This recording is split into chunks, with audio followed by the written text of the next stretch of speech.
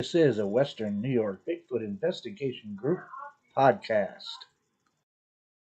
This podcast is for entertainment and educational purposes. It contains few facts, little wisdom, and no epiphanies. It is merely the opinions, guesses, and hypotheses of the host.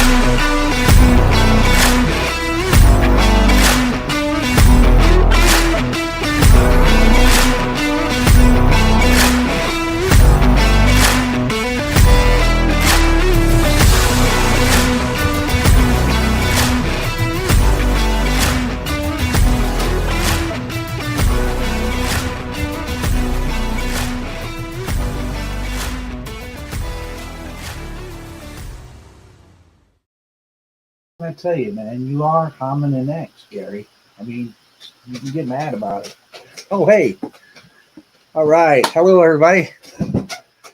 Something new, right? Welcome to Hominin X Inquiry. All right. I know all you guys are interested and what's going on, right? Of course you are. And or else we wouldn't be here. So, anyhow, before we get into it, I'm going to say hello to everybody that's joined so far. And I see that Lockbeard is here. Hi, Lockbeard. How you doing? Grasshopper. Hello, Grasshopper. Angel Nolan. Hello, Angel. Tom Thaler. All right, buddy. Thanks for coming back. Mr. Lee 3PO. No, you didn't. It just started, man. You didn't miss anything yet. Who else we got? Who else we got? Who else we got? Who else we got? Joe Dryden. Hello, Joe. How you doing? Sharon. Hello, Sharon. Welcome, welcome, welcome. Sasquatch Secrets. Hello, Nikki. How you doing? How you doing? Glad to see you. John. Spread salt on it. Yeah. That's what you do with slugs, right? Right? Yeah. Lil Kilroy. Two accounts going here at the same time, folks. Hi, Lil Kilroy. And well, gee, that covered just about everybody already. Well, hey, that's cool. You guys are here, and I'm here, and you know me. I'm Satch Squatch, also known as Joe. So yeah, Hominin X Inquiry. So what gives, Joe? Well, change the name. Yep, and this is the final one. I've decided this is it. I'm settling on this now. You know, things evolve, right? People evolve, species evolve, your thinking can evolve, and all that. So there are several reasons why there was a name change, and I'm also probably, hey, there's Jerry in the Book Lost crew. How you doing? Good to see you. So there's several reasons for it. Um, well, the first time when I changed it, I thought it was clever, being an atheist myself. And look, you know what? I'm going to say it again for everybody out there. All that means is that I don't accept the claim that there's a God or gods, right? It's just a lack of belief in a God or gods entirely. Now, there's a lot of atheists out there that they're not all the same. Not everybody's the same. But anyway, I thought it was clever because of that reason, right? I'm an atheist. I'm into Bigfoot, although, I'm not an atheist as the existence of Bigfoot. You all guys know this, but some other people might not know, right? Unless they've been following me. Everybody else already knows it. And so I thought, it's better, man. What do I know about Bigfoot? Hominin X. That's what I call it now. Uh, Not a whole lot, right? Right. So that's a better name, Hominin X. It's something out there that I'm trying to study and find answers about. And the other thing that really made me change it, and primarily for YouTube, um, is when I did that show and the fellow came on and he thought he was coming into an atheist show done by atheists. I watch plenty of the debates and stuff like that and channels on YouTube myself sometimes. So he thought he was doing that. And I don't want to get that confused. I want to keep that separate, really, from the Bigfoot stuff. So that was the mistake that I made. Okay. Because I really do want to kind of keep those two things separated, right? Um, because number one, I don't care what somebody believes. I really don't. Um, I'm not interested, and this is speaking as an atheist, purely as an atheist, nothing to do with Bigfoot. I don't care what anybody believes. I don't care what your personal religious beliefs are. Doesn't matter to me. You believe what you want to believe. I'm not going to try to convince you not to believe it. Um, as long as people aren't trying to push it onto me, I won't say anything about it. I don't run around running into, as Ricky Gervais said, I don't run into churches going, "Hey, this is fuck all." I don't do that. I don't try to convince people that they're of anything like that. Um, so that needs to be changed. I don't want that happening again. Where I put the link in chat, somebody comes in, they think they're on an atheist show. Because again, as I said, there's some atheists out there, some pretty crazy ideas. It's not a worldview. Uh, Different atheists have different worldviews, right? There can be atheists out there that maybe they're an atheist in the fact that they don't accept the God claim, but they could be conspiracy theorists. Um, they can believe in all kinds of crazy shit. Some of them can be actually nutballs. It has nothing to do with their atheism, right? So I don't really want that to ever happen again. Um, yeah, I don't know, John. I mean, I've seen the movies too, but I don't believe in Thor either, or any of those that they ever existed. But so yeah, so that's really the major reason. I mean, yeah, somewhat. I mean, I know some people that watch me were having a problem. I don't like that name. You should change that name. And you know, now to be fair, there's plenty of instances where I could give a fuck what anybody thinks. Right? It's my channel, my show, whatever. Um, but there are times, man, I like to, I do want people to watch. So I got to cater to some of the ideas. And I thought, well, you know what? It's enough. Everybody gets the idea. They know why I changed the name. They know my stance on, the narratives out there in Bigfoot land, and my difficulty in accepting that kind of stuff without solid evidence. So um, that's why I changed it, you know. Um, and so from now on, it is the Hominin X Inquiry. Um, And I think that's a good name for this thing that we got running around out there, Hominin X, man. We're not exactly sure what kind of hominin it is. We can describe it. You can call it whatever you want to. You can call it Bigfoot. You can call it Bookwash. You can call it Sasquatch. Um, you can call it Sabe. And I don't really know. That name bugs me for some reason.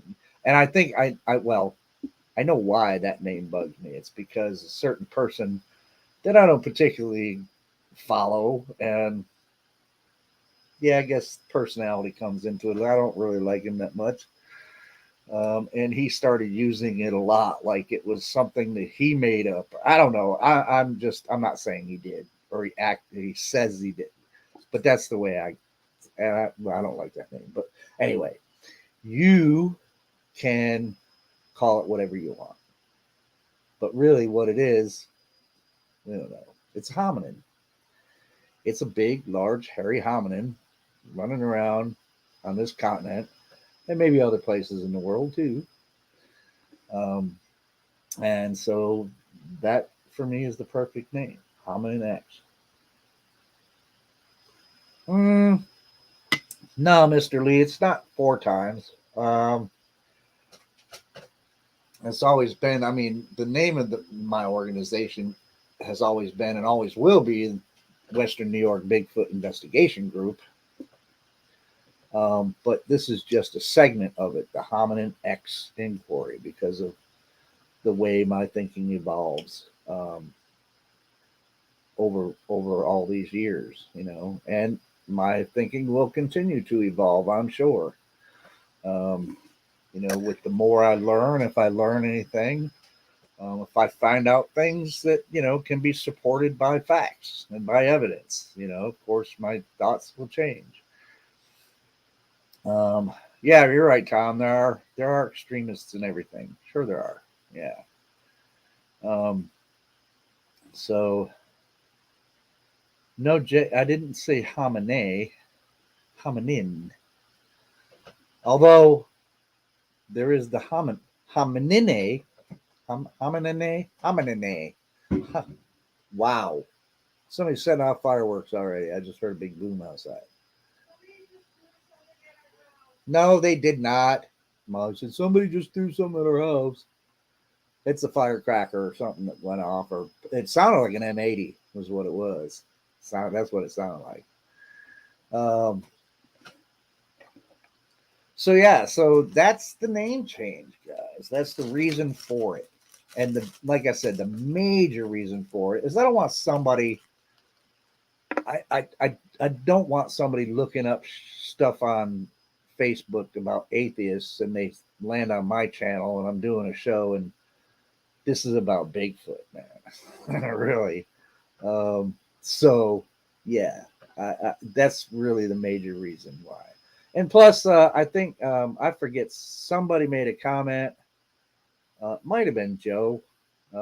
Made a comment on a post in the Facebook page um, that people coming into it they don't get it, right. They wouldn't get it because they haven't been here from the beginning. They haven't seen how the channel evolved, why the name changed to that in the first place. Whereas now, if they're looking up something, they see Hominin X Inquiry, they're more likely to go to, especially if they're not an atheist, right? They'll see Bigfoot atheist or whatever, but all they're seeing is the word atheist. And if they're not an atheist, they're like, I'm not going to watch that channel, right? So yeah, that's a good reason to, this way somebody who's not familiar can see that and go, oh, I'll check the Hominin X. That sounds cool. I'll check that out. And so yeah. What? No, Raptor. I don't know where you've been, Raptor. Raptor's comment says, I'm tired of people complaining about all these channels and their names, but nobody's complaining about fake stuff about Bigfoot people believe stories and encounters. That's the truth. Where have you been, man? We're pointing out the fake stuff all the time. Not me personally. I will every now and then, but there's others out there that are pointing out the fake stuff. And when it comes to encounters, well, look, man, I'm not saying that every encounter out there is factual, but I can say that there's encounters that I've heard out there that I do believe. Absolutely. Um, and in a way, especially if the person seems very truthful and honest, and I can't see any reason for them to make up a story. Of course, I'm kind of in a position I kind of gotta believe. I'm not the only one that can run into something like that in a forest, man. So, um, yeah, I mean, so I know you have a problem personally with encounter stories, Raptor, but that's on you, man. Not all of them are fake, man. I absolutely, there's a guy right here in the chat, Jay Fritz. I absolutely believe his encounter story. Absolutely. I've never doubted it from the minute he told it to me.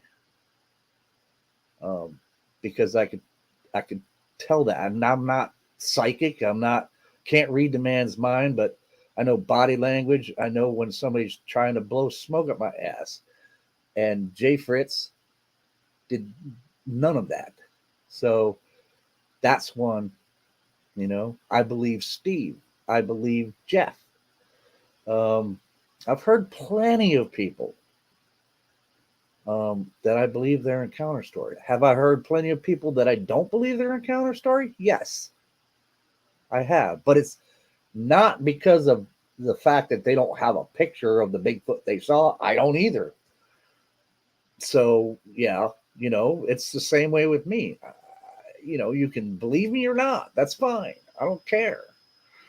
Um, but when it comes to believing, that's up to you, man. You can say, you're not going to believe any of them without, evidence, and that's fine because I don't believe a lot of stuff without evidence.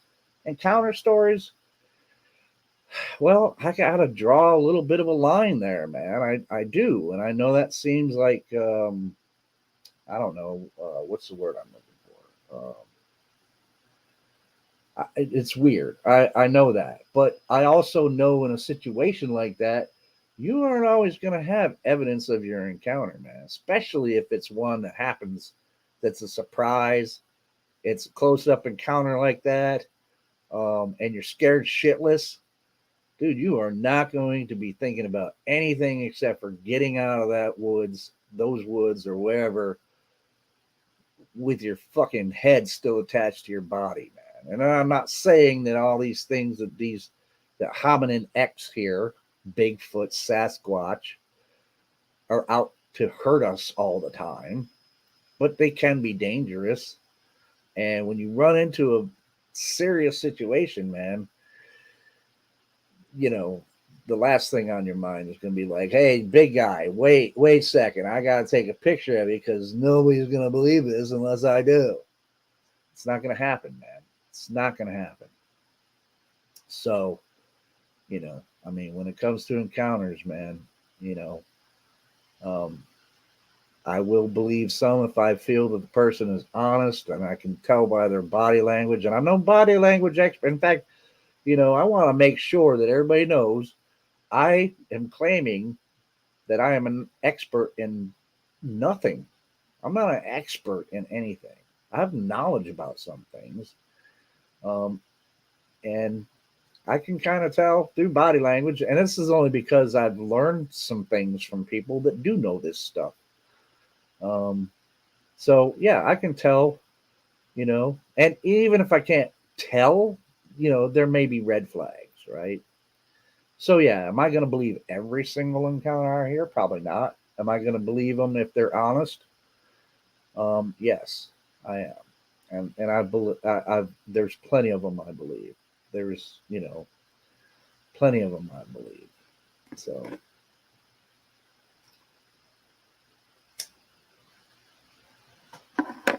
that's just where it goes with the encounter thing, man. Lots of people who've had what I consider, in my opinion, credible encounters Yeah, I wasn't there. They don't have a video of it or a picture of it. Um, but I take them at their word because I can feel whether they're being honest or not. And I think most of the people in chat know when somebody's trying to fricking pull the wool over your eyes. Um, and then, of course, there are some that are just so outlandish. You're like, oh, come on, man. That can't even freaking be true.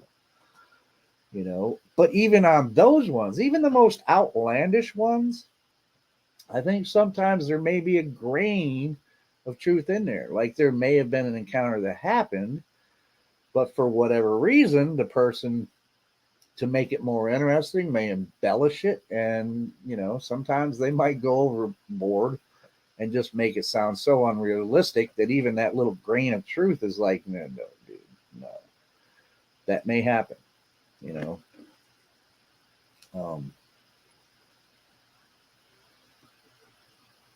so anyway, I didn't mean to get into totally about encounters and stuff, but encounters are cool. I like listening to encounter stories, especially the ones I can believe, because they might give me a little bit of information that might help me figure out some stuff about my own. Maybe I don't know, but I'll listen to them.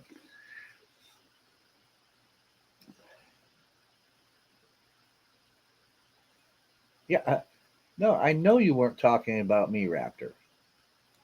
And I'm pretty sure you weren't talking about Jay or anybody. I understand that, but I'm just saying that the way you phrase it a lot of times is like everybody that tells an encounter story, it's not believable or you won't believe it. I don't know. How many other stories have you ever heard, encounter stories that you've heard, Raptor, that you can say that you believe them? You say you believe me, or at least I think you've said you believe me in the past, or you haven't said I don't believe you. But you seem to be like you don't believe in counter stories unless they put the Bigfoot right there in your face. Fair enough. I mean, if that's what it takes to convince you, that's you. That's your personal thing.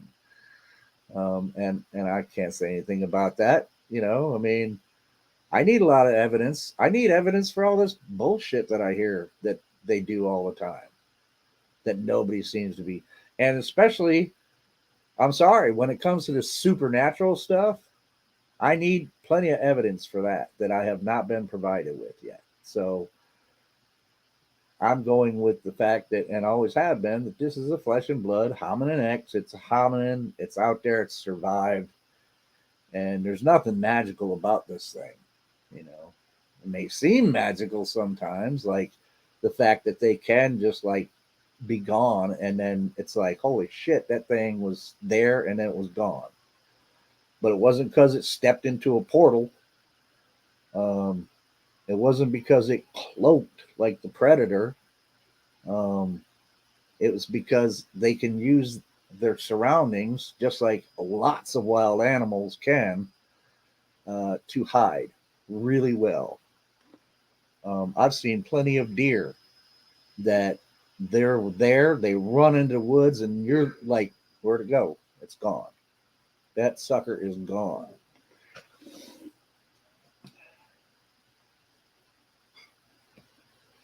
So anyway, that's about all the name change, guys. And this is so now you're dealing with the Hominin X inquiry, and so I don't have a whole lot more. So we're gonna just wing the show from now on. From this point forward, the rest of the show is just winging it, man. And so, um, with that said, I'm going to put the link in chat if anybody wants to jump on and talk about anything Bigfoot. Um, feel free to hit the link. That's cool. I can just sit here and watch the chat. And if anybody has any questions, you can put them in caps, though. I know people hate doing that. I don't know why. You just hit the caps button and the type, and then I can see your question. I can pick it out real easy. Hey, Danny, how you doing, buddy? Good to see you, man. Um,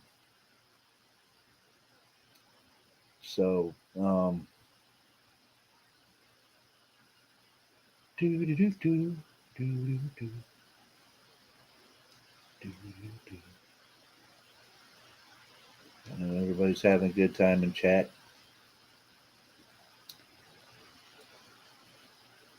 Hmm. Africanized bees, they're killers, man. I remember when they first came out with that. You know, when that first whole thing, the whole fear of Africanized bees are coming our way. They are more aggressive, from what I understand. Yeah, they are more aggressive than just regular bees. Um, Dan, Danny, yeah, Danny. Um, yeah, change the channel name. Oh, and that's the other thing I was going to say about that last thing. The Facebook channel or the Facebook page, I changed the name as well on the Facebook page because, and I almost was like, well, nah, I'm not gonna bother, you know, changing the name on that one. But then I thought, well, yeah, it's going to be too confusing if the YouTube, and then you'd have to remember to, well, you can, and somebody asked me, be like, well, where can they find you, Joe? What's your YouTube channel? And I'd be like, well, it's the Hominin X Inquiry, and you can find me on Facebook at the Bigfoot Atheist Inquiry. It's just too confusing. So I just changed the name on the Facebook page as well so that they both match, and it's just, you know, so it's on equal footing there. Um, yeah, I don't want to get stung by any Africanized bees.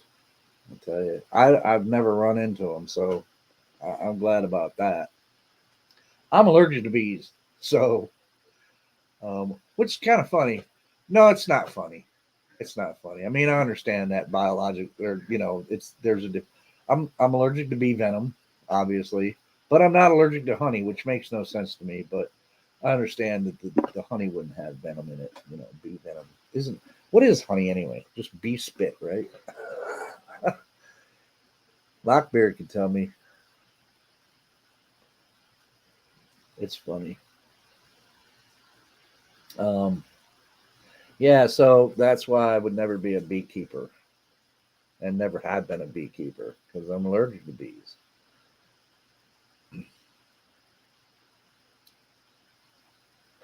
Sharon, you're glad I changed the name? Yeah, well, I know a few people would be, and that's okay. You know, that's fine. I'm glad you like the name change.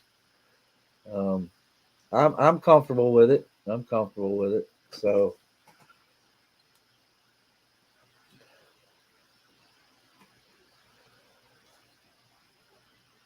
yeah,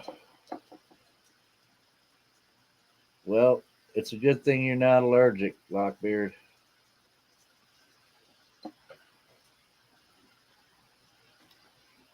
Um, yeah, John says I don't want to be stung at all.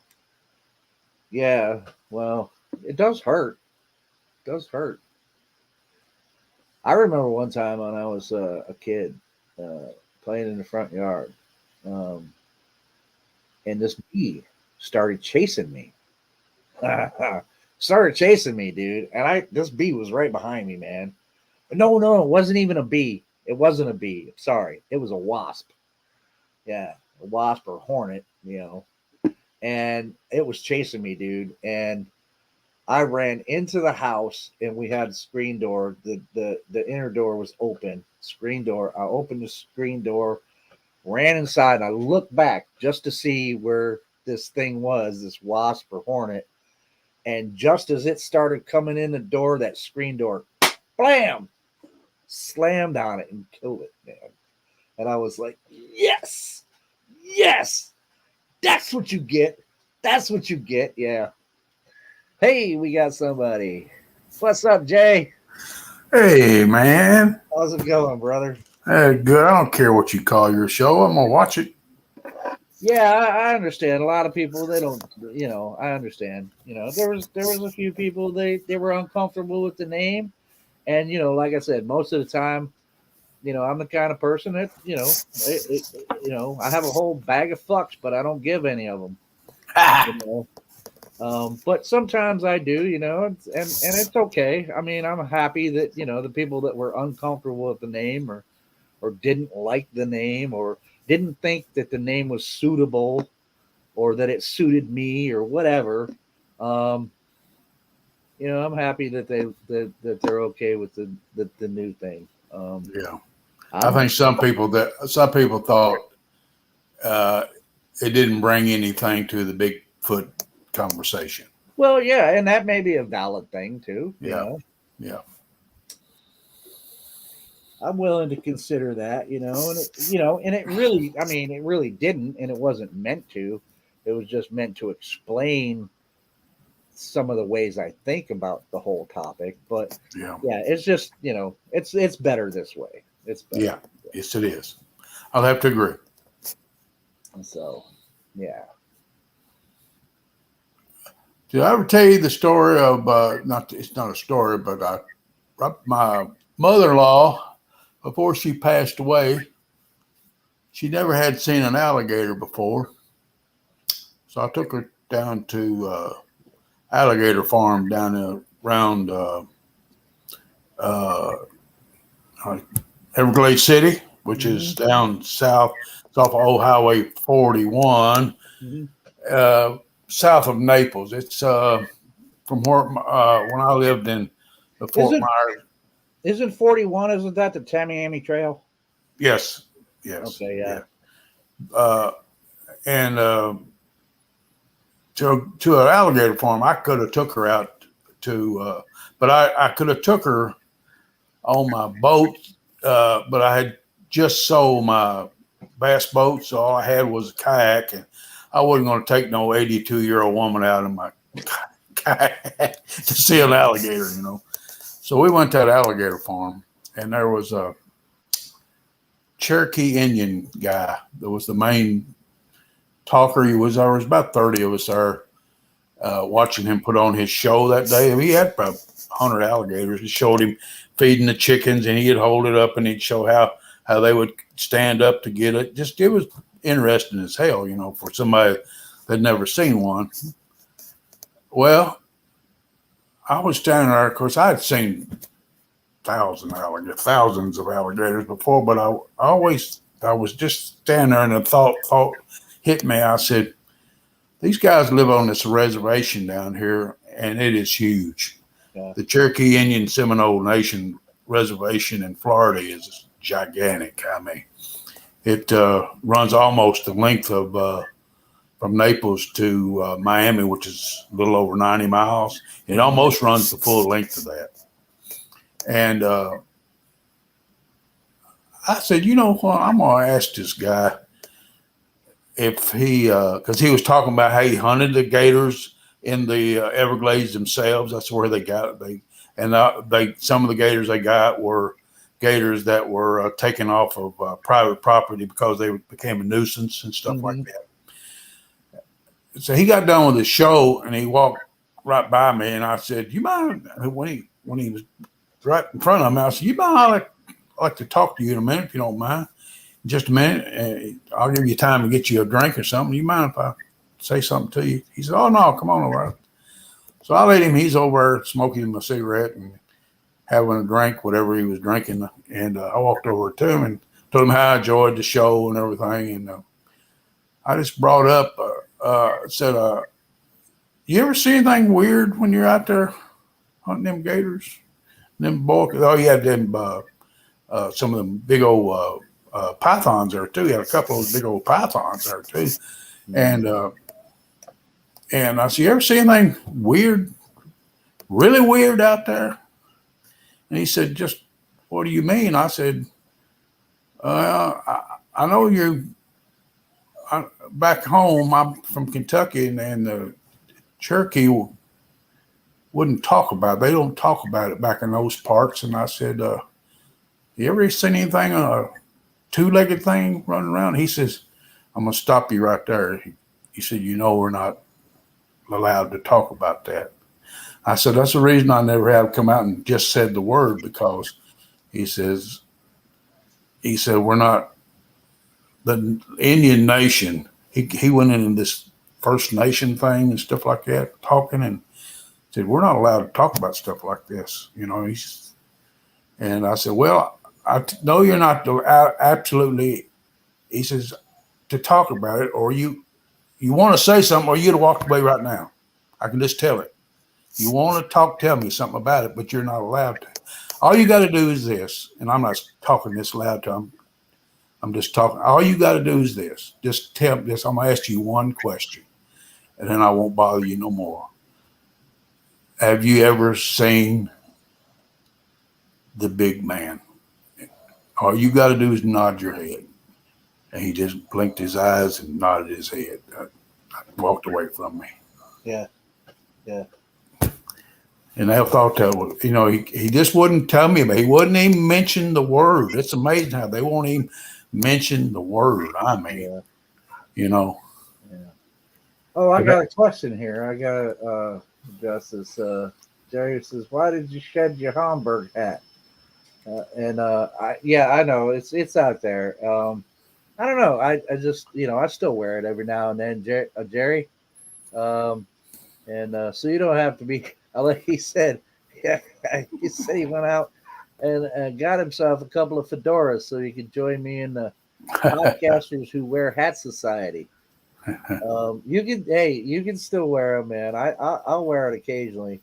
It goes better with the beard, I think, when I have the beard. But I put it on now and I kind of look like Doc Holliday. I'm your Daisy. You're Daisy if you do. But no. Jay, I've run into that too. It's one of the things that what I understood about it is a lot of times, and I can't claim this about every single one of the tribes of the First Nations, but I know that at least some of them, the reason why they don't talk about it to, and on the chance of sounding racist, they don't talk to the white man about it. Right. And that's because for them, it's just a fact of life about these things. And yet there's so many, as you see, people out there that ridicule the whole idea. And so that's one of the reasons why they're like, no, we're not going to talk to you about our they hold them to a reverence. They hold them to a reverence. Yeah, and it's like, so yeah, that's why a lot of them are reluctant to talk to anybody that's not, because of the prevalent thing about most people are like, oh, that's just silly, that's a myth, that's and so why should they talk to us about it if so many people are like that? I was fortunate, man. I got Walter to talk to me about these things, and again, like I said, he never would use the word Bigfoot or Sasquatch or anything because that wasn't the Seneca word for them. He said the only words that they had for another basically tribe was the Otnet Yahe, which were the stone giants. He wasn't even sure that was the same thing. Now, I'm thinking, to myself, well, it's kind of got to be the same thing. Although I started thinking about it, and I mentioned it the other day. I was like, maybe the Otnet Yahe weren't, the same thing. Maybe the Otnet Yahe were actually Vikings, man. But I don't know about that. Because they have their lore about the hairy people. There was another tribe, but So that I mean, if you can get a First Nations person to talk to you about Bigfoot or whatever their particular name is for them or whatever, you're really fortunate. You're really lucky to get one to talk to you about it. Yeah, he was really reluctant. I mean, I could just, you know, he just it kind of just when I brought the subject, he kind of just backed up like he went. I could tell his reading his body language is just he's like, whoa, kind of backed up at me almost like it was forbidden to talk about almost. Yeah, yeah. Yeah. Well, yeah, and it's not so much. Yeah, it's not so much that they're forbidden. It's like they're reluctant to, and they have their good reasons for it. Well, I'm sure I surprised him by talking about something like that. I never told him my experience or anything like that, but I just talking about something like that. You know, I'm sure he wanted to know. Well, I was thinking about talking about alligators and stuff like that, but it just took him aback. I could tell that. Yeah, yeah. And it's not similar. It's in any way. Well, it is similar, but it's not for the same reasons. It's like every time I go out, and if I'm camping somewhere, and sometimes when the DEC officers come around or whatever, which they do occasionally just to see what, register you or whatever, find out how long you're going to be there, etc. Invariably, I always ask them. And Molly, she's always so embarrassed. Don't ask them if you see Bigfoot. I'm like, no, I have to ask because if anybody is, these guys are going to be familiar with it because they're out here all the time, right? So I invariably, and they're very reluctant. Most of them are very reluctant. It's not because, I know a lot of people are like, they have this thing about, oh no, the forestry service and stuff, they're forbidden. They have maybe some of them in some departments in some states, maybe they're not allowed to talk about it or whatever, but they're reluctant to. And for the same reasons, it's like, well, are you asking me so you can laugh at me, or are you asking me in a serious way? So, and I've had most of them, I mean, to be honest about it, most of them are like, nah, I've never seen anything like that, but I've had a few that are like, like that one old guy that I loved his answer. And when I said, have you ever seen anything strange out here? He's like, what do you mean? And that's when Molly blurts out, he means Bigfoot. and he goes, well, let me tell you this. I've seen some strange stuff out here. Yeah. And that's all he'd go for. Yeah. It wasn't I've seen Bigfoot, or no, I haven't seen Bigfoot. It's like, I've seen some pretty strange stuff out here. So, Well, I can laugh about it now. I held this in for so long that you can't believe the relief that I've got. I can even just talk about it. And when somebody says something, I can even laugh at little situations now. It's something I would never do.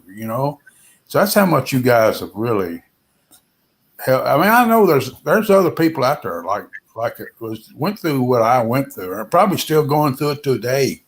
I wish they'd find more shows like that. I mean, it's hard. It's hard living knowing something like that your whole life, and you guys have really helped me out.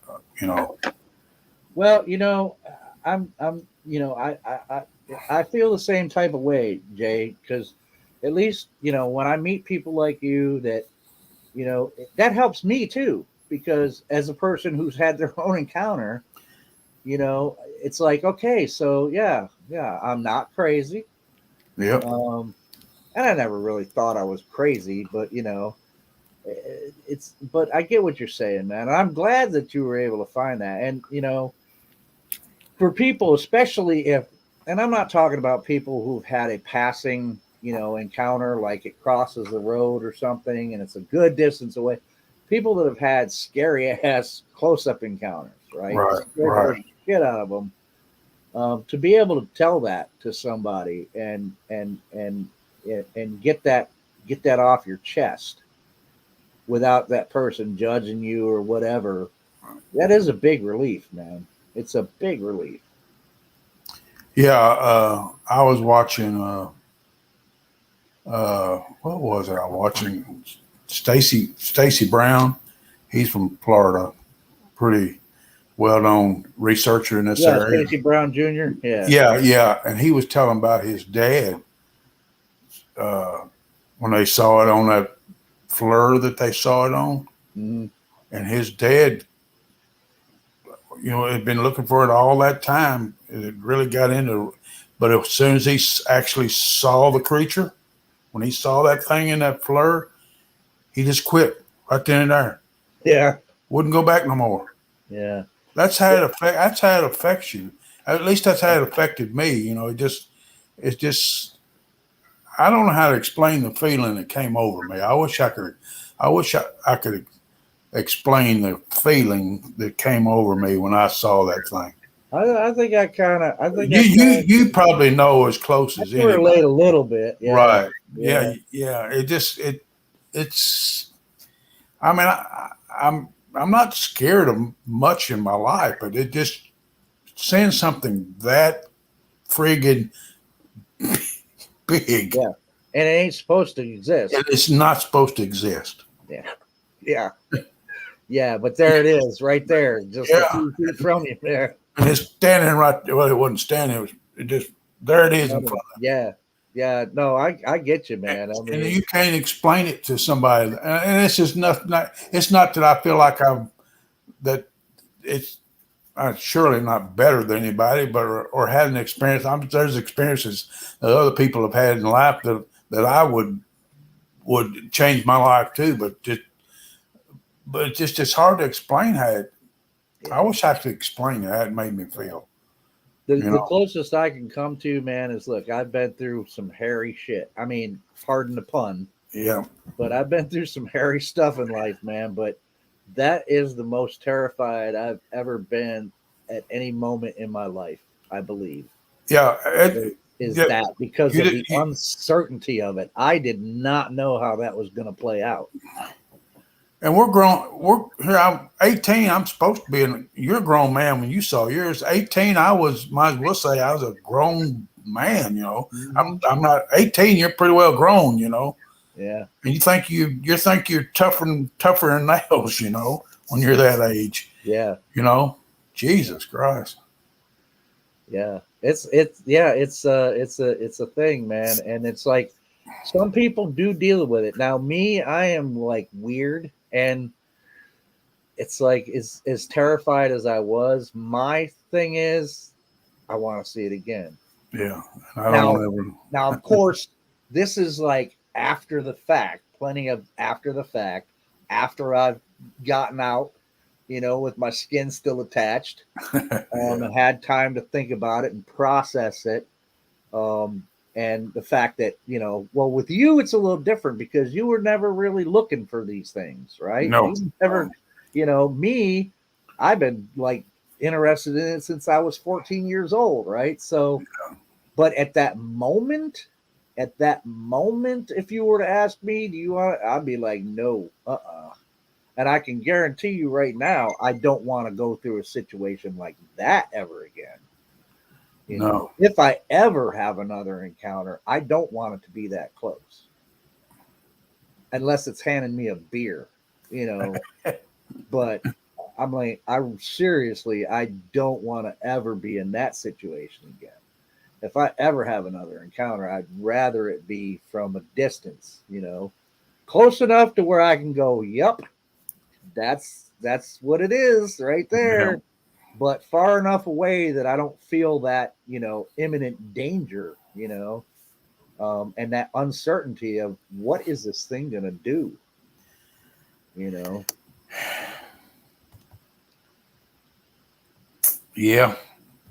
But a lot of people are like that, man, especially in the situation. They're very similar in, like you, in that they didn't really think about it much their entire lives. All of a sudden, they come across this thing. It's huge. It's hairy. It's not supposed to exist, and it just does a number on them. And it's like, dude, I'm never going back there again. You know. I've had people tell me that, man. Like people fishing, right? They're fishing. They haven't encountered one or anything. I'm not going back there to fish that spot ever again, right? Had a deer hunter tell me the same thing. That one that I talked about before, where he was in his tree stand, bow hunting, and that he said that Sasquatch came out of nowhere from his side of the woods where he was at, next to his tree stand, came out running, grabbed that deer by the antlers, and just drug it off across the thing and was gone with it. And he's like, I'll never go back there again. I'll never hunt that spot ever again. I'm like, well, he's like, I don't want to see that thing again. The way that it took that deer, who knows what it could do to me if it was angry at me. And I'm like, well, yeah, I guess, you got a point there. You can't tell. And like I said, I'm not the one that's out there. I don't believe that they're just running around the woods waiting for us to camp and, sneak into our camp and tear, like you see in the horror movies, the Bigfoot. No, there'd be so many more. You never know. I mean, something that big can be dangerous, man. You should definitely be cautious. I would say, at least. There's other people on the other side. They're like, oh, there are forest friends, and all this. And no, I don't believe that at all, man. No.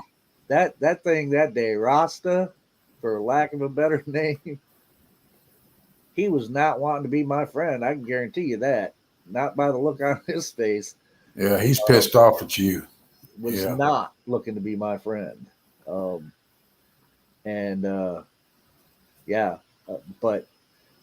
always I would say, yeah, just a good healthy dose of caution around these things if you see them would be warranted, and if they want you to leave them the damn hell alone, you should probably leave them alone, and I can say that if I was ever in an area and there was activity around, sure, I would try to record it. I would try to document it as much as possible. But if I got the feeling that they were doing it to, be aggressive and be like, you need to get out of here before we escalate this to, something that you're not going to like the outcome of, I would probably leave. I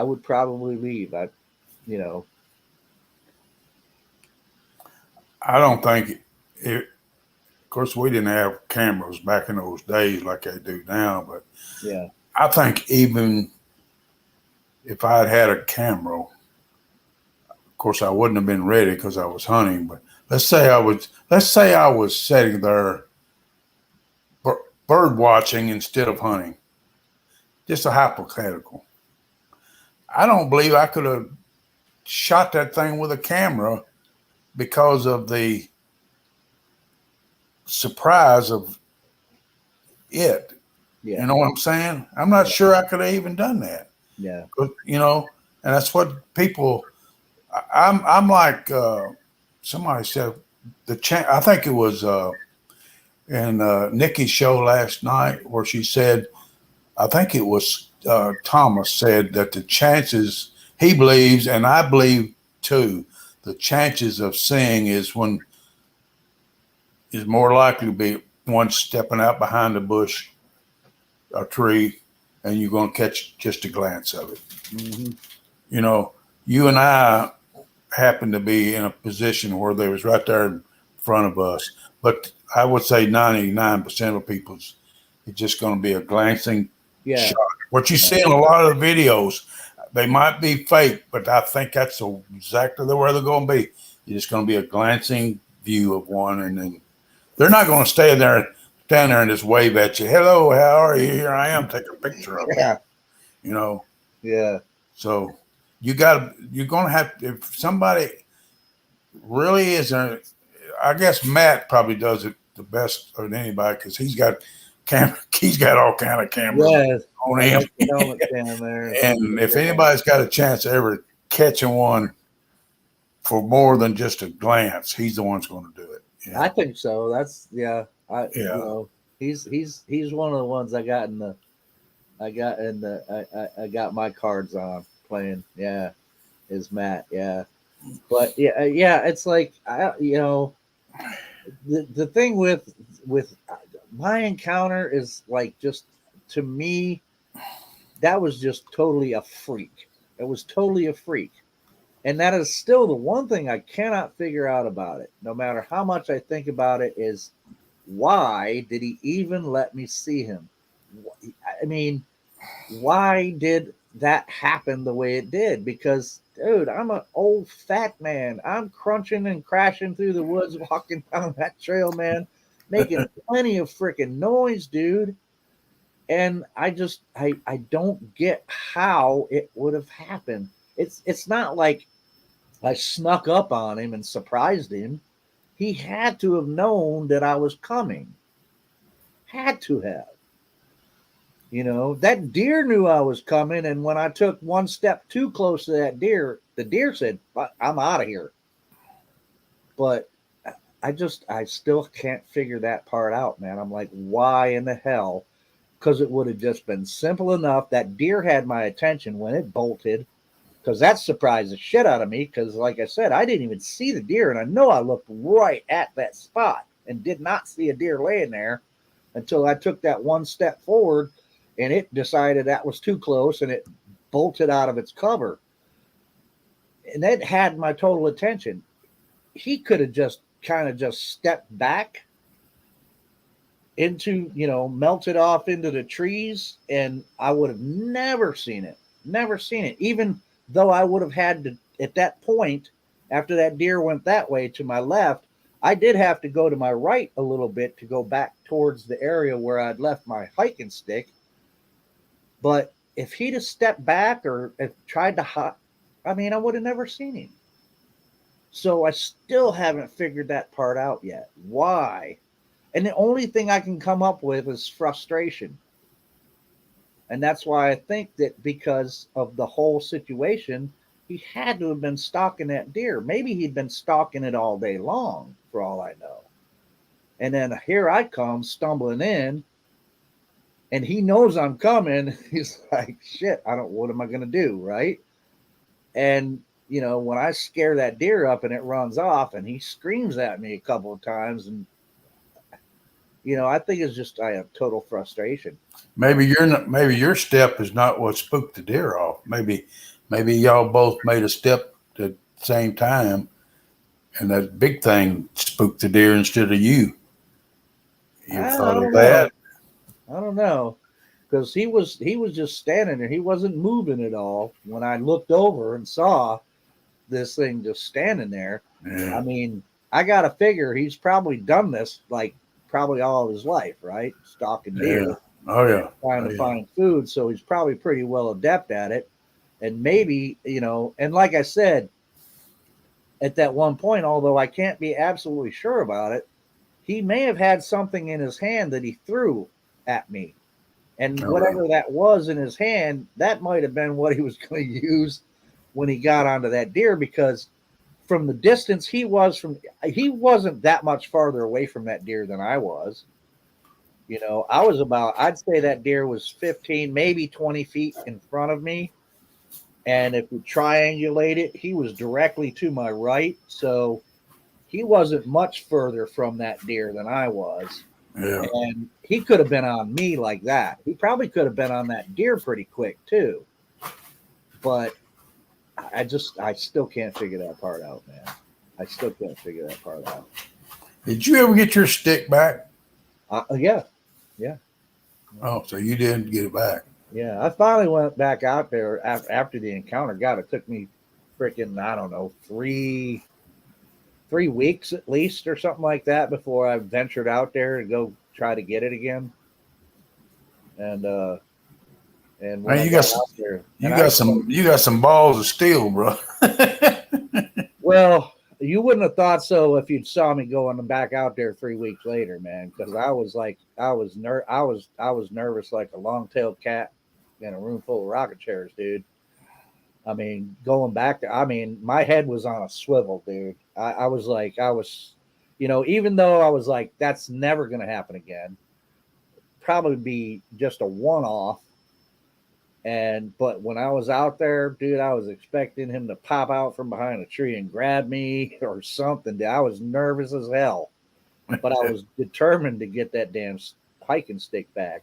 And the whole time I had to keep telling myself, he's not out here, man. He's not out here. He's not out here, dude. Don't worry about it. He's not here. He's not going to be here. And I had to keep telling myself that, man, because at one point I was like, dude, I'm never gonna make it to this hiking stick, man. I've got, because I'm just freaking out, dude. I'm like, Yeah. but I did get it back. I finally got there, but I tell you what, when I got there, Jay, I put my hand on that stick and I was like, I got it. And then, dude, I booked it out of there, dude. Yeah. I booked it out of there as fast as I could. I'm like, okay, I got it. I ain't wasting any time out here, because that's how much I was still affected. I know a lot of people have been like, oh, come on, dude. Yeah, you're no researcher. You're right. I'm not a researcher. I'm not one of them dedicated people that are like, oh, you know what? While I'm out here, let me look around for some hairs or some footprints. Or Yeah. I wasn't concerned about any of that at that time whatsoever, man. Being back out there now, when I go back out there to camp now, I'm not affected like that anymore because it's been 3 years almost. The next month it'll be 3 years exactly since that happened, and I hadn't seen shit out there. Molly ever go with you, camper? Oh yeah. Oh, does she? Yeah. Okay. So I'm not as nervous out there anymore, because I'm not really expecting, even though, I'll still keep going out there on the off chance that maybe it's still out there and maybe I'll have like a better, more mild encounter someday. Maybe. I don't know, but I'm not as nervous anymore out there. If I'm by myself, yeah, I might be a little more nervous about it alone, but mostly if Molly's not with me, the dog is usually with me anyway. Yeah. And I do feel a little safer with my dog around, but only because she's like an early warning system. Not that I think that she would tackle a Sasquatch to save my ass. I don't think she would. I think if she ever saw something like that, she would be like, I'm out of here, Dad. I'm headed for the Jeep or under the Jeep or something, I don't think she would, she'll bark at any other animal or growl at any other. I mean, like that bear. Although even when she saw that bear, I know it had to have been the first bear she's ever seen in her entire life, of course. Yeah. And she wasn't barking at it loud. She wasn't growling at it loud. She was just doing those little kind of like quiet, like kind of noises, right? Like I'm gonna act like I'm big and bad, but I don't want that thing to hear me. But yeah. But she's my early warning system, man. She does that to me, and sometimes it freaks me out because she'll be like, all of a sudden, nothing will be going on. All of a sudden, she'll be like, and she'll be staring into the trees, and I'm like, "What are you looking at? What the hell are you looking at? What's out there?" And then at one time, we were walking down a trail one time. I wasn't even camping. I was just out in the woods one day, and I took her for a little hike with me. And she went up the trail a little ways. She doesn't usually get too far ahead of me, but she went up the trail a little ways, and she went off the trail to the left into the trees a little bit. And the next thing I knew, man, she come out of there. I mean, just burning out of there and just like ran right on past me, dude. And I'm like, I don't know what just scared the shit out of her. I'm not going up there to find out either, No. I'm like, okay, if there's something up there that scared my dog that much, man, then yeah, I'm probably not going to mess with it. So, because I don't know what it was. I don't know if it was, a bear or, I don't know what it was, but it was something that scared the living crap out of her because I've never seen that dog move so fast in my life. She just burned right on past me. She was like, nope, screw you, Dad. I'm heading back to the car. I don't know what that thing was, And so I'm like, yeah, okay, I'm not even gonna check that out. I don't even want to know.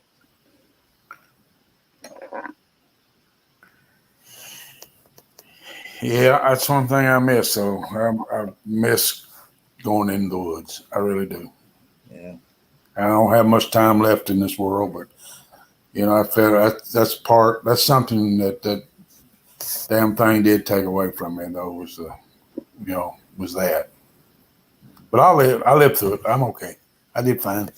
yeah. Well, Jay, someday that may change. That may change. I mean, Well, I'll put it this way: where I live at now is a lot more country than where I was at before. I'm north of Orlando, and this is more country.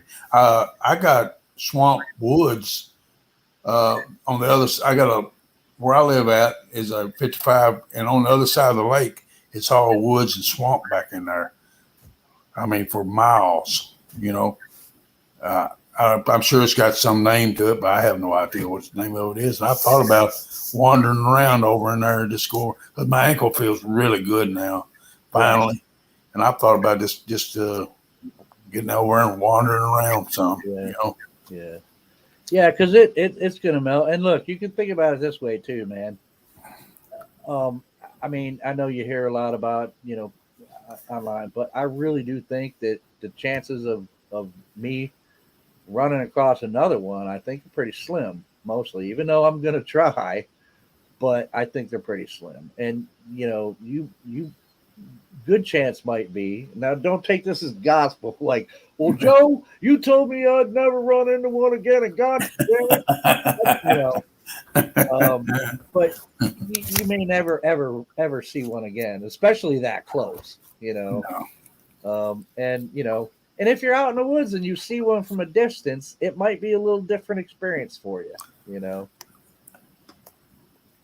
Well, I'm not going to go in there looking Right. for one. I just Right. want to go wander around some. Right. It's just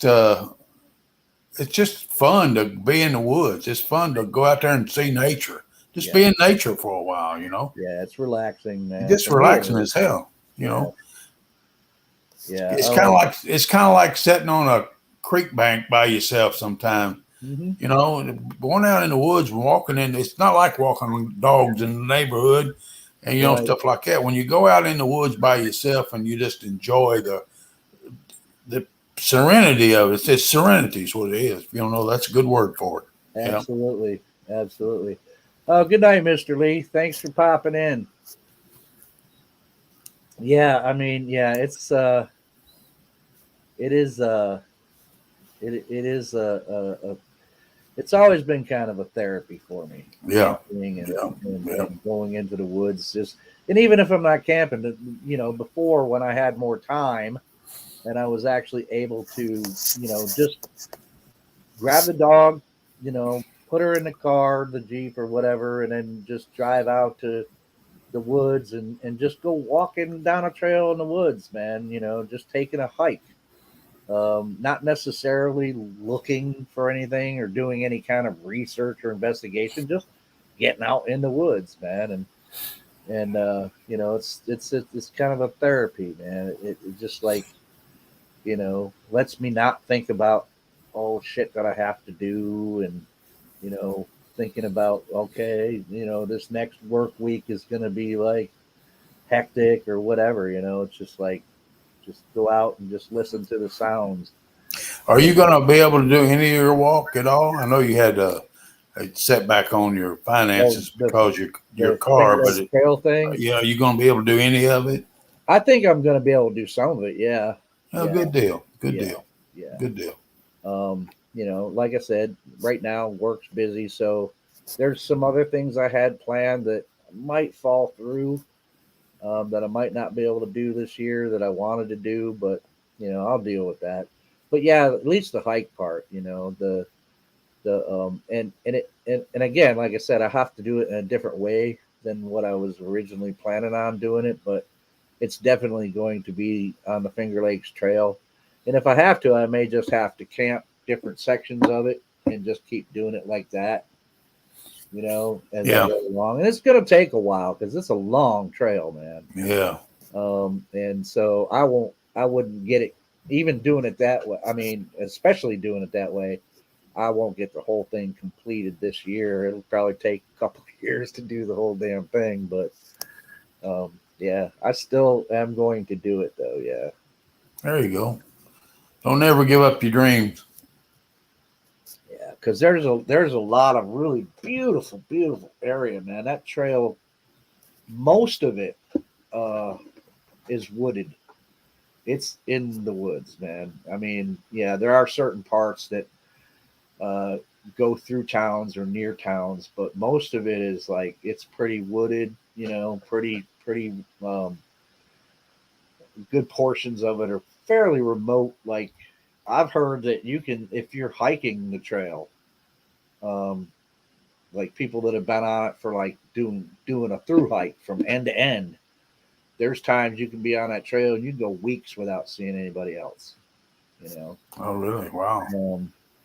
Yeah, and so and there's some really beautiful area in there that trail goes through. It's really gorgeous. And it's a trail from the Iroquois. That's where that trail really Yeah. started from. What mountains are those? Alleghenies? Well, there's three different mountain ranges here in New York. There's the Adirondacks, there's the Catskills, and there's the Alleghenies. Yeah. Okay. And it starts, well, depends on what end. It if you're on the westernmost end, it starts in just above the Pennsylvania border, and it goes east all the way to I can't remember the name, but it's near the Catskills. Um, and then there's spur trails too. There's another one that goes off of the Finger Lakes Trail, goes up towards and into the Adirondacks too. But I can't remember the name of that spur trail. It's pretty famous. There's a lot of people that have hiked it before. Okay. But yeah, I definitely and oh, somebody named Hush. I don't know who that is. Said they deleted a comment. I don't know.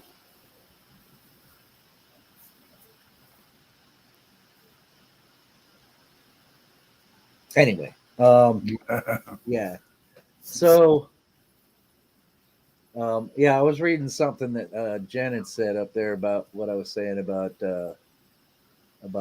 Sally, Jen, and thanks for popping in here, Jen. She was like the barks that I was talking about. She says she calls those chicken barks. Yeah, it's like I guess is what it is. It is kind of like chicken barks, man. It's because it's like she wants me to know that she sees something, but she doesn't want something that she's seeing to know that she sees it. Like, Dad, there's something over here. I don't want to know that I know that they know. Oh, so I guess I should just in case. Oh, I already did that. That's right. So there's the link in the chat again, folks. Anybody else wants to hop on and join me and Jay up here? Yeah. Yeah, I noticed there was some comments in the chat about Steve's show last night, and I tried to watch a little bit of it. I had to go to bed though. I tried to watch because I enjoy Steve's. I like watching Squatch D TV, and I tried to watch some of it, and then I noticed some comments in the chat about the Freeman stuff, and I don't know. I'm on the fence about the whole thing. As far as I listened to the first hour of it, and he was. I don't think he was so much defending his father. He was just trying to tell how it actually was. Yeah. You know, I didn't take it as he was trying to defend or anything, but he just said, "Hey, this is how our life really was." You know. Yeah. Well, yeah, and I mean that's information that a lot of people never probably been privy to. So Right. Right. yeah, I can see the value in that. As far as the Freeman footage and stuff, man, I don't know, man. I'm not ready to, just because I've heard the stuff like, oh yeah, he's been known that it's known that he hoaxed some footprints or whatever. You know, I don't know about all that, but because I wasn't there, I got to take other people's words on it or whatever.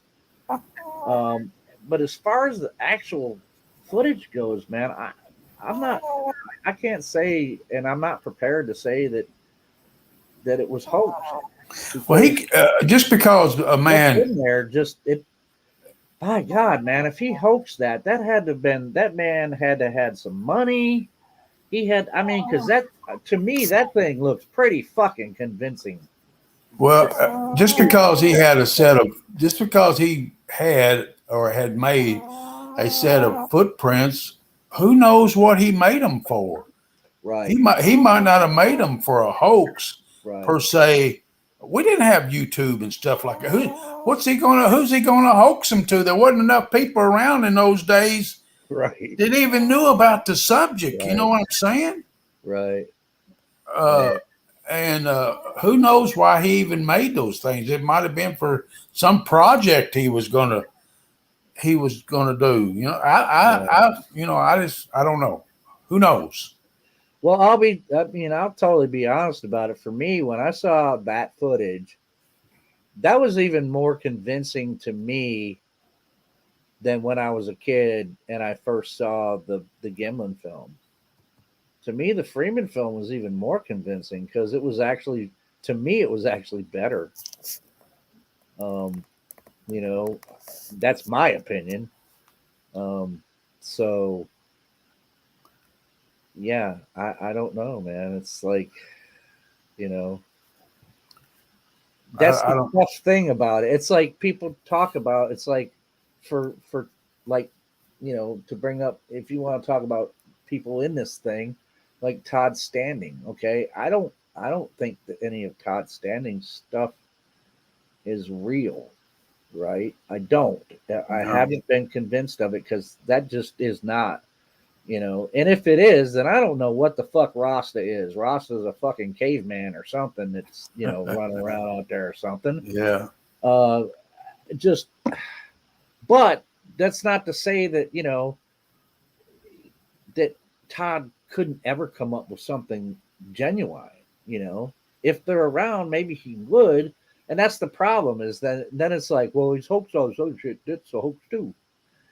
Well, I don't know, man. I mean, you could probably say that, but again, it all just comes down to the evidence itself. The evidence, will stand on its own. And if he did come up, if anybody were to come up with something that, you could just say, hey, man, I haven't done anything to this. This is video that I took or whatever here. Here, you guys take a look at this. Get your video experts. Get all your people to analyze this thing to the core and tell me that it's been fabricated in any way whatsoever. And with me, I mean, if I were ever to get a video, which I don't think I probably will, but even if and if I did, it's probably not going to be that good because I'm no good as a cameraman. I suck Oh, when it me comes to too. camera work. But I mean, that would be me. I'd be like, look here, take this.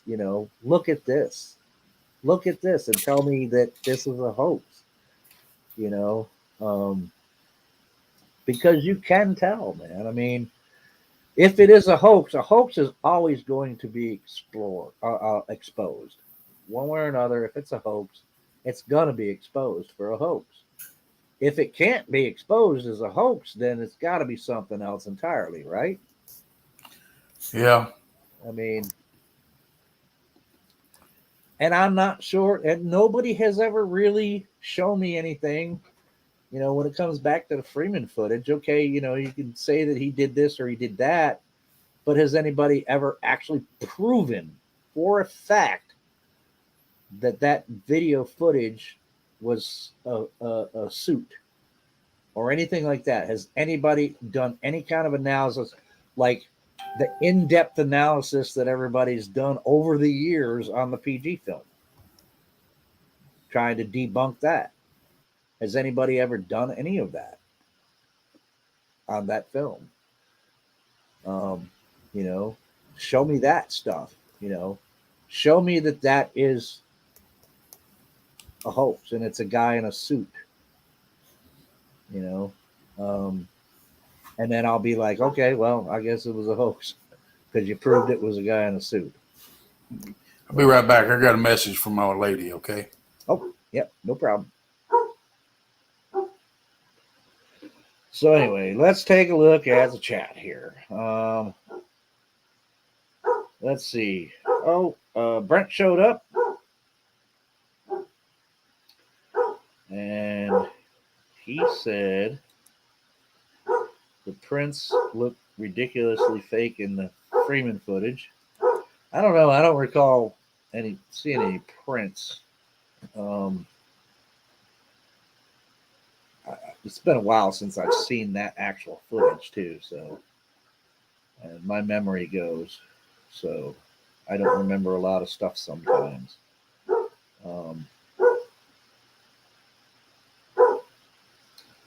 And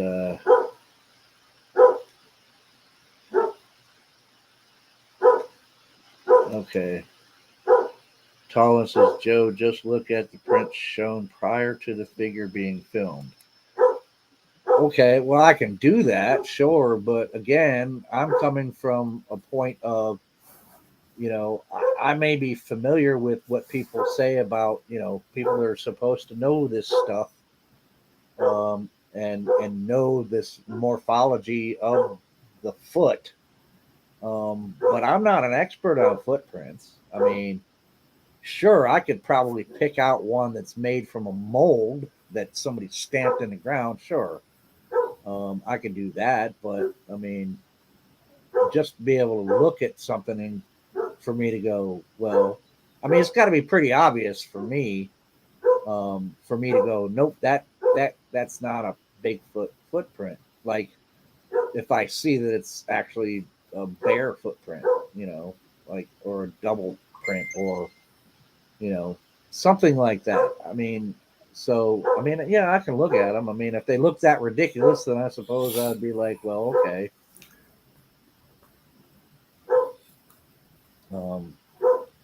But I mean, for example, like I take a look at the stuff like, what was his name there? Wallace. That's it, Wallace, the guy that had the big wooden shit that says he hoaxed a bunch of prints and stuff like that. With these things, that type of thing, I'm like, yeah, I don't see how anybody be fooled by that. I mean, you got, that just looks stupid, right? I mean, there's no toe definition other than that. I mean, I could make those wooden things, but if I were to make those wooden things and go out there and stamp them in the mud, I mean, it could obviously look fake because you've got certain things that happen with feet. When they step in something like mud, you got, even us. I mean, walk down the beach, your toes grip the sand, right? And they're going to make indentations. They're not just going to be like, oh, look at this, like a, rope. I think you know what I mean. You can tell that there's no kind of dynamic to the footprint.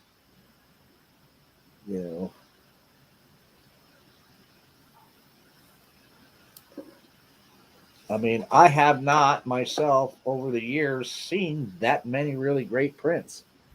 I've seen things that are impressions that I could say, well, there could be. And, things might line up even sometimes like, well, there's a line of them and they're a certain distance apart and et cetera, et cetera. But if, there may not be any definition,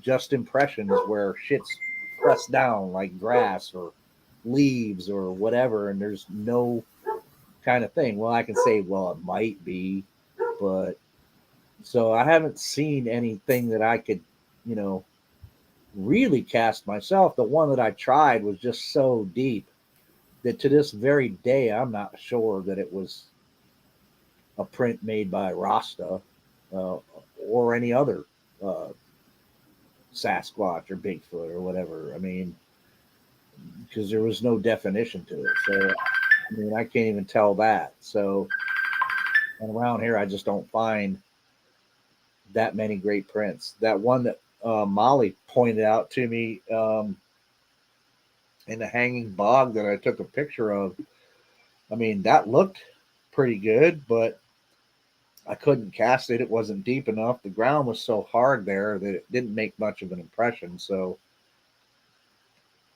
um, but I do know that whatever made it, it was definitely a foot. Now, could it have been a foot of like some hiker that wears those toe shoes? Well, it'd be pretty big feet. Um, if it was a hiker with those toe shoes on, and he would have been stepping into that bog because that's the direction it was going in. So I don't know. So um, yeah, I mean, I'm not a Meldrum. I'm not a Cliff Barrickman, or I don't know how many people in the Bigfoot world myself are quote unquote know about everything about these footprints, and how to tell.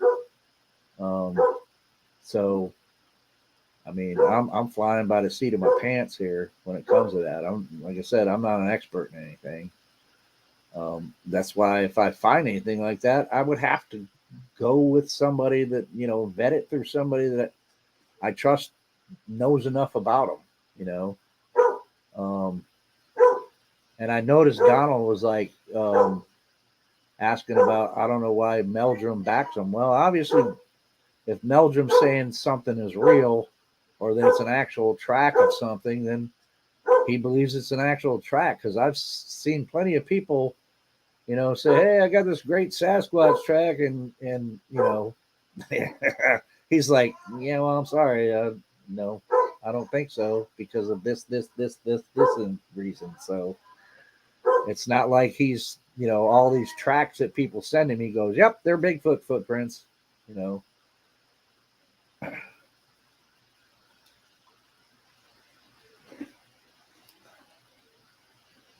So, and hey, there's the link again. So if anybody wants, if you got some stuff you want to talk about, get off your chest about it, you can do that. Um, give me your reasons why you don't think it's real, or do you believe it, don't believe it, whatever. What are the reasons why you don't? Um, there's plenty of stuff out there that I see every day online that you know I'm like, I don't know. Hey, Jonathan, what's up? Sasquatch Wizards of Adirondacks. Good to see you, man. Hope you're doing well. Um, but yeah, I see plenty of stuff on. We all do, where it's like, it's a Bigfoot. And it's like we're all like, where? I don't see it. It's like I've been seeing some shorts by a certain person. I'm not going to mention her name. It's like I've seen some shorts, and it's like, oh, this, Bigfoot, and I'm like, where? The title, Bigfoot in the woods or whatever, and you see him with the cat. I'm like, where? Where was it? I didn't see it.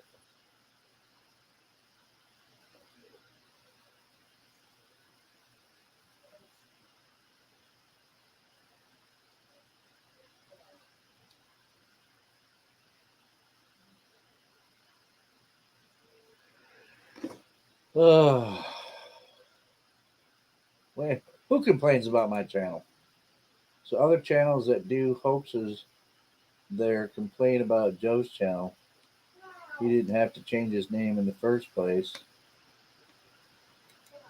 No, I just decided to. Can we? All right, let's get past the name change shit, guys. It's changed. It is what it is, and that's the way it's going to be. Um, period. I have my own reasons for changing it, and they're my reasons, and so there. Deal with it. Oh, here we go. I'm gonna have to come up with a intro for you or something. Just like I don't know what it'd be. It'd be something like just this voice going, "That's adorable." And It should be silence, an entry of silence. so, how you Can doing, you hear me Brent? okay? Yeah, here you're fine. Oh, cool. Yeah, I just heard your conversation about Freeman. Wanted to come give my 2 cents. Well, go ahead, man.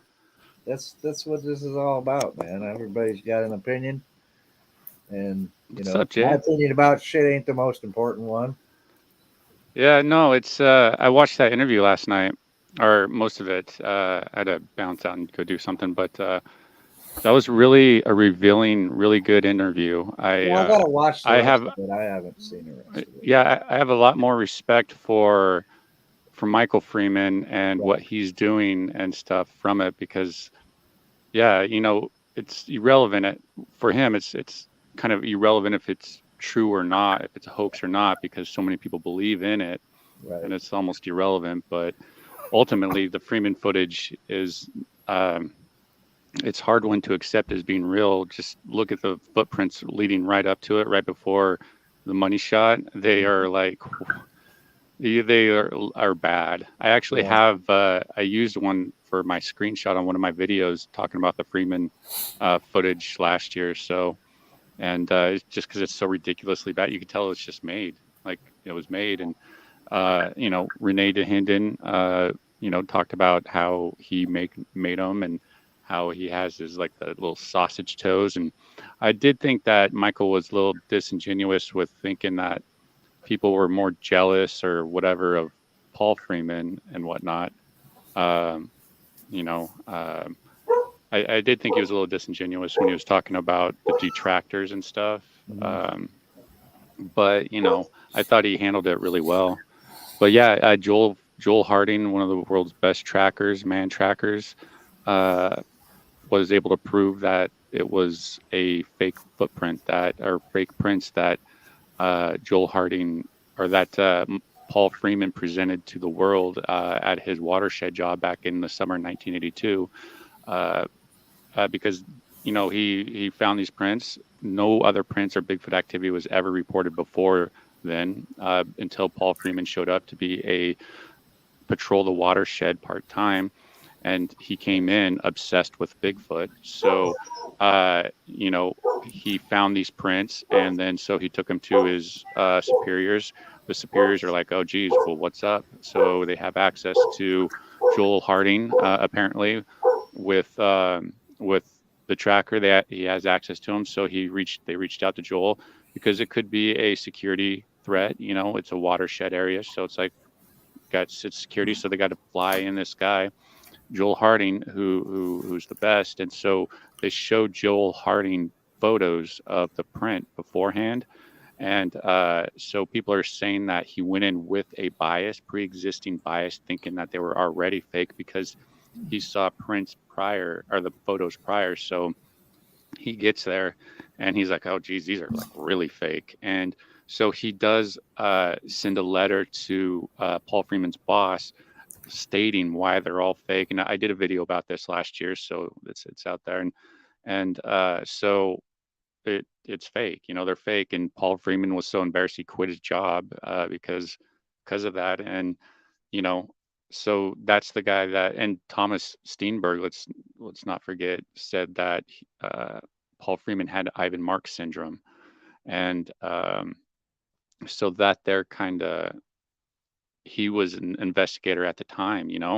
If all these investigators at the time didn't support Paul Freeman, except for like the the people like Jeff Meldrum, who his word will add so much credibility to it, and the whole Cliff Brockman's word will add so much credibility to it, and but there's still that big overhanging fact that he was caught hoaxing, and he seems to be incredibly successful at finding prints when he wasn't in a physical condition to find prints. So he would just drive along the logging roads, right, which which is what he would do. And sure, yeah, you can find prints, but nobody seems to be finding prints like that anymore. And, you know, he did bring up Thomas Shea of the East, back in the East Coast there, who is ridiculously amazing at finding Bigfoot prints everywhere. And so, you know, Michael brought up him saying that, well, he's equally successful as Paul was, but you know, a lot of people think that, you know, Thomas Shea is actually manufacturing those prints as well. And, you know, just kind of pulling a Paul Freeman because you get all this attention from it. And, you know, then you get the backing of all the celebrities in the subject, like the Brockmans and the Meldrums and stuff. And I know Michael Freeman brought up the fact that Jeff Meldrum showed up with his brother, which is true. And actually asked Jeff Meldrum this specific thing about it in an interview I did with him on Squatch Talk a few years ago. And so, yeah, they just randomly showed up, and Paul was able to go, you know, surprisingly take him to a print line, you know, prints and stuff. And so that there is used as like, oh, wow, he was able to go, you know, have these two people show up, and he was able to go find him prints miraculously and stuff. And it's like, well, that's not really proof that he's not a hoaxer, because he can easily plant those, practice on working on planting those. And so it's not really proof. And, you know, I know Jeff Meldrum is highly respected, and I do respect his opinion and his authority in the subject, but I have a feeling he has a hard time admitting when he's wrong about something.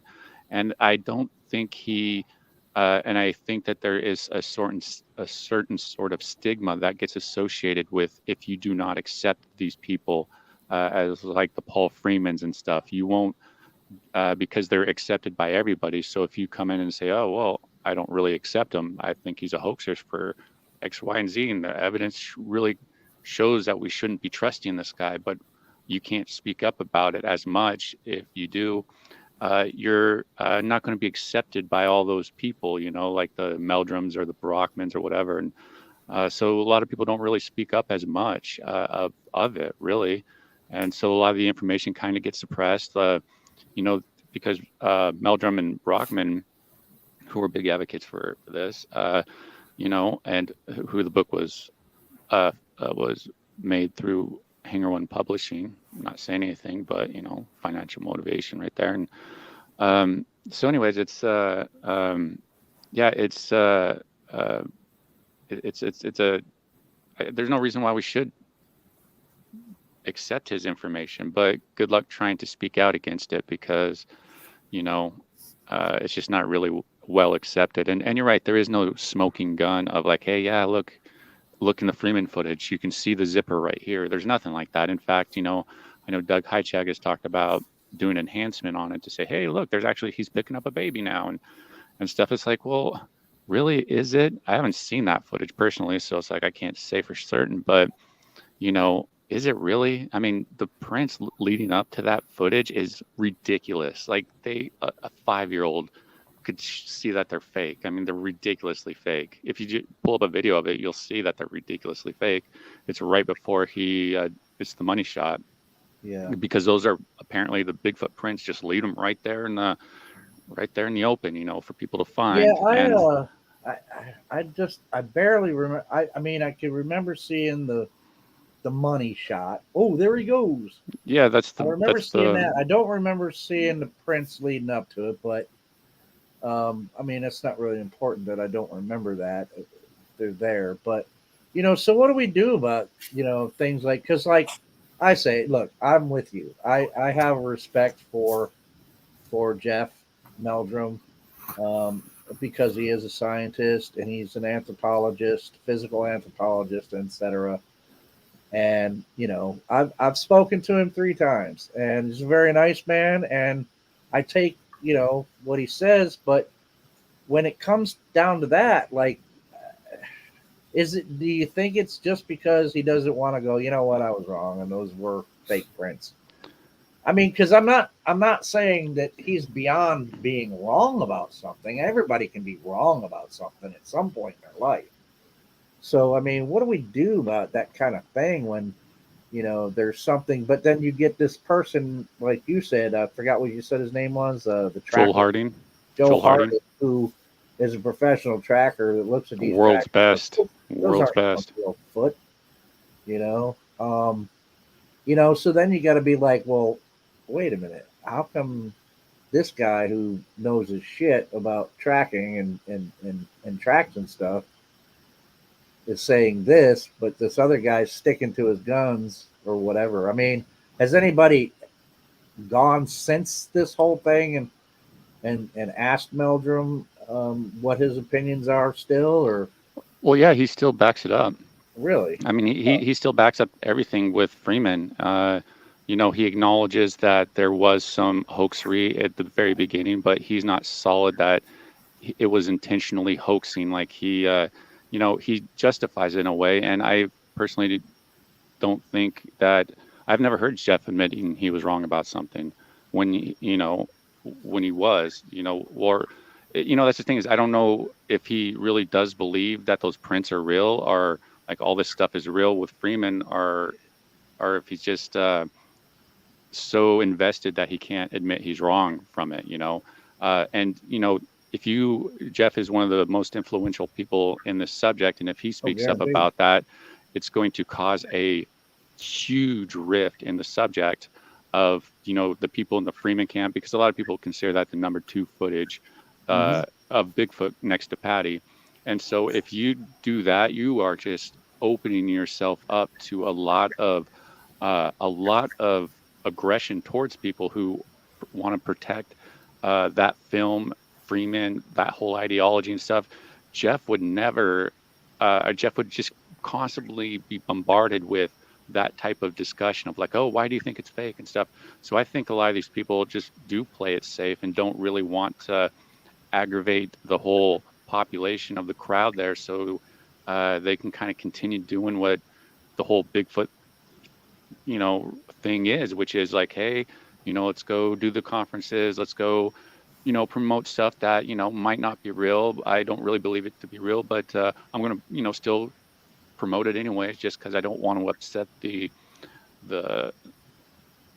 world of Bigfooting and stuff, which he would, because if I'd love to get Jeff Meldrum like really drunk one night and just like around a campfire or something. He doesn't drink, and though. just but He's a to Mormon. just He like doesn't drink. but to just kind of like talk to him and just have those candid conversations of like, what do you really believe, and like how can you really do trust I mean, because he has so much invested in what he says, that if he starts going back and saying, yeah, I could have been wrong about the Freeman footage when me and my brother went there in the mid 90s, I could have been wrong about that, or he could have, all this type of stuff.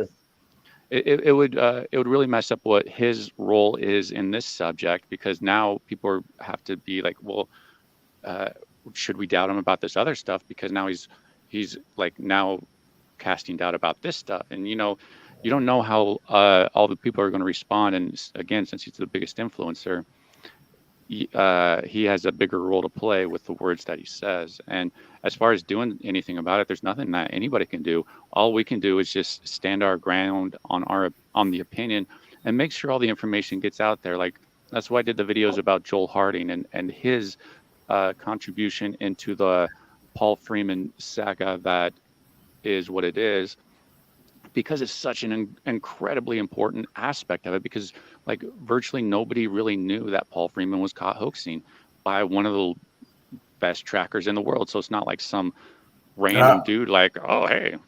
I thought his dog was the best tracker. He might be. Dog? Yeah. Yeah, but the only thing I'm gonna add here was I watched that on Steve last night, and like I said, that guy I thought he wasn't so much defending his dad, he was just trying to set it all straight, maybe in his mind.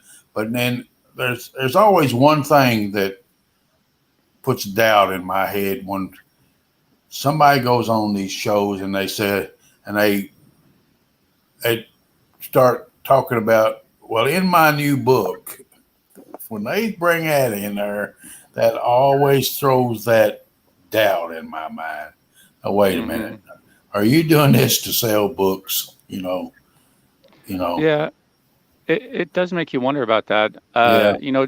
Just from what I heard from Michael last night, he seems incredibly genuine of his approach, because just listening to the story behind it, of the family conflict that Paul, his wife, and all that went through, really adds more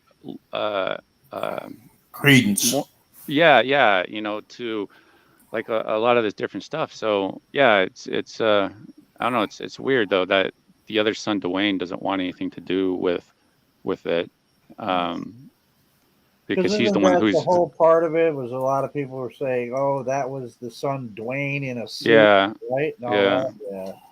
Who is about the right size, right age, and stuff. It's been a while since I've seen any of this or even gave it any thought, really, because with me, most of the time, I move past this stuff pretty quickly now. If I'm not finding anything that I can relate, relatable to my own situation, my own questions, and it's like I move past it pretty quick. So Well, the thing is, it's like if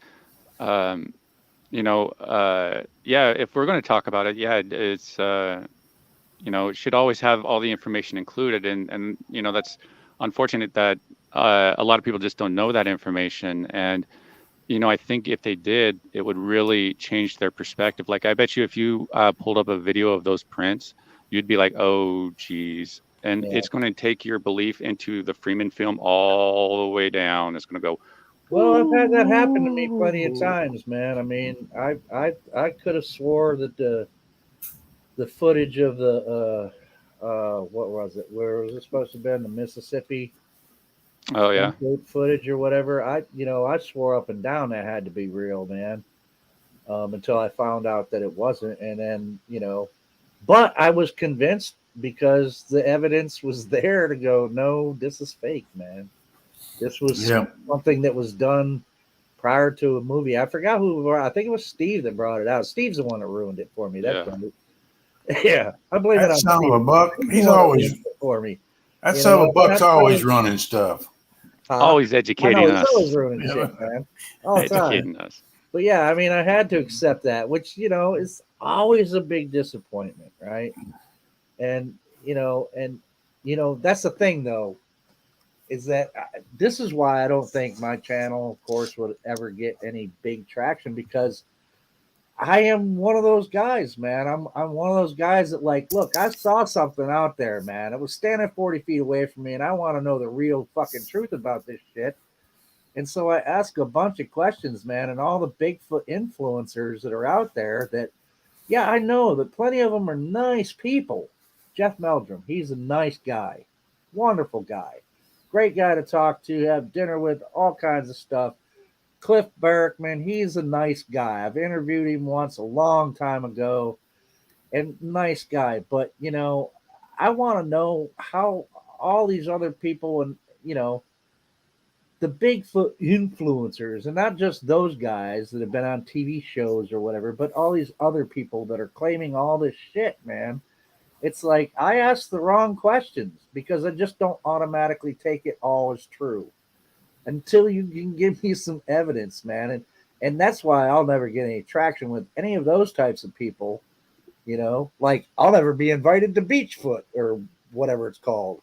Because I'm not one of them guys that is like, oh yeah, I'm totally, because I'm going to be like, well, how do you know that?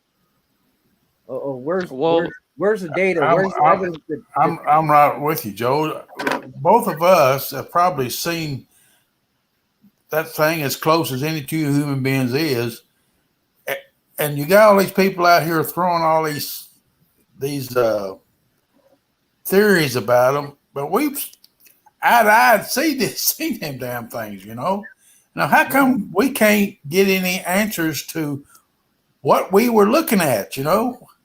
All I hear is a bunch of narrative that just does not come with any evidence. Oh, and Beachfoot isn't an invite thing. Like you got to be special. I was invited, but my email thing was full, and but you have to pay to go, and it's not an invite. You just ask if you want to go. Oh, I thought it was by invite only or I think it something. used to be, but you have to pay $90, I think, for the Oh, first time, and then you get access to it. And I'm not yeah, gonna it's mess it's. it. I wasn't really interested. Yeah. Well, I was inquiring about it, and then I saw you had to pay, and then I was like, not that the pay is bad or anything. It's Yeah, just and I'm kind of not a takes away from groupie. it. I'm sorry. Yeah, I'm yeah. not a groupie kind of person where, oh, I'll get to see all these Bigfoot influence. I don't care unless they got some answers for me and some evidence to show me. Then I care. But yeah. Oh, Well, I Jonathan was has kind. a comment here. He says, Joe, it would have been awesome if you would have casted foot tracks when you had seen. Yeah, it would have been awesome, Jonathan, if there had been any. I mean, I went out afterwards, of course, to look. I mean, there's no way that I was going to find any kind of tracks or anything out there. But yeah, that would have been awesome. Absolutely. I wish I could have. Like I said, that one, and I'm only assuming that I found one, and there were more. There was, at that time of year, and this was before I saw this track thing before I ever had the encounter with Roscoe. And I was just out there, and it was the it'd been raining so much that there was at least like a couple of inches of standing water in this area. And just it was like right by this tree, there was this huge footprint shaped, and I'm like, holy crap, is that a footprint? But right where the ground was, it was one of the only spots other than up ahead. It was so soft that whatever made that footprint, the foot must have sunk in past the ankle. I mean, it was a deep track, right? And there was really no way to cast it very well, but I tried, and I did it the most stupidest way you could probably do something. Is I ended up taking, like, I had a roll of paper towels in my Jeep that I ran back, got them, and I'm trying to soak as much water out of, because there's water filling this track, man, and I'm trying to soak all the water out of it, to where I could at least pour some plaster of Paris down in it to hope that I could get detail at the bottom, like foot toe print imprints or whatever. And there were more what looked like tracks that looked like they matched the same size, same shape. They were like, but most of them were covered with water too. They were up ahead, and it was like they were all over the place. Like whatever had made these tracks was like walking around, would stand and look and would go over here or whatever. And there was no way to cast any of them like those. And I'm like, well, I'll try this one. It didn't turn out very well at all. And I didn't really get any good definition to it whatsoever. So I don't know. It's like I can't claim that those were his tracks after all, after the fact,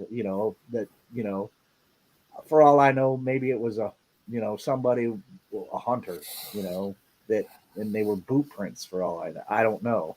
He had to have had pretty big feet, but there are people in the world that have pretty big feet. But yeah, that would have been great if I could have.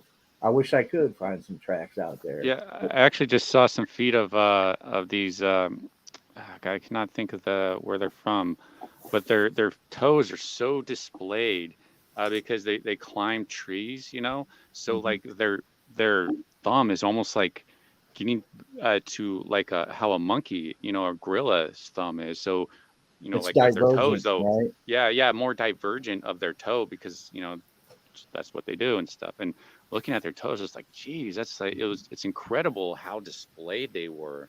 I was Yeah. going to do a video and some pictures on it just because it was like so Was it a fascinating. sloth? Was it a sloth or something? No, it was people. It was people. It was a tribe. Oh, really? Yeah, an Amazon tribe. I cannot think of where it is right now. But yeah, they commonly climb trees. That's kind of their thing, and they're Wow. yeah, they got these really Well, that's crazy what toes. evolution does, man. Yeah. Well, we actually it was the last, I don't know how many thousands of years, few thousand years. is when shoes were invented. And when shoes were invented, it actually changed how we walked, because Yep. we used to walk more flat-footed. Now we walk more on the ball of our foot, which causes more joint issues, hip issues, and stuff like that. So Mhm. it's interesting how shoes changed how we walk and the actual shape of Absolutely. our feet, Yep. you know, and because you can easily distinguish a human foot that was in a shoe for a long time versus a human foot that wasn't in a shoe It for a doesn't long wear time. shoes, right? Yeah, Yes. because they're Yeah. so displayed, and it's amazing Yeah. how conformed our shoes will make our feet. And our feet are one of the most important things for us, you know, Yeah. and it creates so much issues for our joints, and it all leads down to us not walking how we should properly walk. We should walk more flat-footed, you Yeah. know, because reason why we walked flat-footed is so they think of so we could better test the ground before we walk on it, Yeah. better feel it. So if it's hard or if there's a sharp object there, we can avoid it better and stuff. Which, Versus just boom that clamping brings on up it. the question in my mind as to, you know, in the history of Homo sapiens, why certain bands of Homo sapiens maybe, or certain went with shoes, whereas others didn't. Because, like, I mean, there's still like plenty of like tribes like in South America or Africa that don't wear shoes, never wore Hmm. shoes, and yet there's we've developed I grew up wearing shoes, man. So it's like, why did some decide we need some foot covering, and we need to cram our feet into these It's uncomfortable culture. damn It's culture and capitalism, because shoes are big money makers. So I people really want to promote that and sell yeah. that. So it's a I big could thing. But I could kind of understand something like Neanderthals, wrapping their feet in furs or whatever, because they lived in a very cold climate. mhm.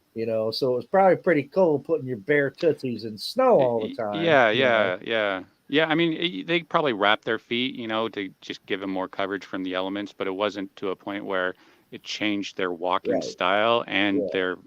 the way their feet are and Yeah. stuff. But yeah, it's interesting how evolution has changed how we are and how it could change, like Oh, how it Bigfoot could could still walk and change stuff. us, as a species. Evolution doesn't stop.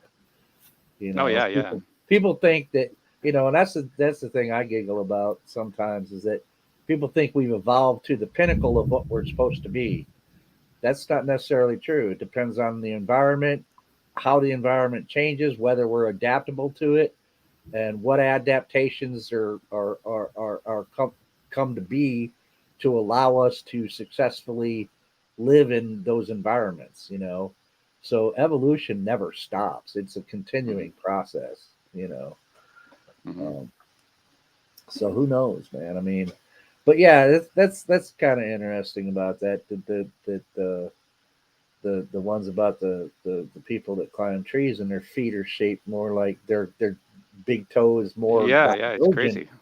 than convergent. And if you look at some fossil footprints that they found of other hominins, you can see that in some of those fossil footprints too, where they don't look exactly, they're not extremely Yeah, they're like, uh, wow, that it looks fake divergent, but almost. they're not as convergent as ours, although you can recognize them as a hominin footprint. But yeah, Yeah. That's why you can easily tell like the fake prints, because they don't have the displayed toes usually, the movement of the displayed toes. That's why the Ray Wallace prints are so easily distinguishable and yeah, I stuff. mean, And yeah, um, but yeah, I mean, I don't know. yeah, It's an interesting Bigfooting world. it is, and it's like, I'm I'm just out here just you know making my way, man, trying, and I guess I'm just gonna keep doing what I'm doing, man. I mean, like I said, I probably won't get much traction uh, in this, because I'm not gonna start. I'm not gonna stop questioning things, and I'm not going to fall in and be a groupie, because I want real answers to this shit, Yeah, man. there's nothing wrong with you kind of doing your own thing. I mean, that's what we all should be doing, is our own thing. And if we do follow somebody, let's just hope we vet them out to the point where we know there's going to be no surprises with them later down the road. Yeah. Because you don't want that of like, oh, hey, Paul Freeman was a hoaxer. It's like, Yeah. dang, you Well, don't want those type of disappointments. Yeah, that's why I'm very kind of particular about who I do actually trust, really. And it's only a few people that I just ultimately trust that have the best interest in this thing at heart, and those are people that they're not into the sensationalism. They don't try to sensationalize their shit and act like they know every fucking thing about this, and those people that do, yeah, I might watch their stuff, get a giggle every now and then, but well, it's the ones that it's the ones with the fake evidence. Like, yeah. I don't know, I didn't get a chance to watch the Squatch Watchers big equivalent to the Patty film, I guess they posted. I don't know. I didn't see it yet. I just heard about it. Maybe it's a porcupine or something. I don't know. I haven't had a chance to look at it yet, but man, they are pumping out a bunch of stuff lately. Really? I saw a short. I think that was one of the shorts I looked at today. I think it was by the Squatch Watcher, said something about there's a Sasquatch in the woods or something, and I'm like, I didn't see anything.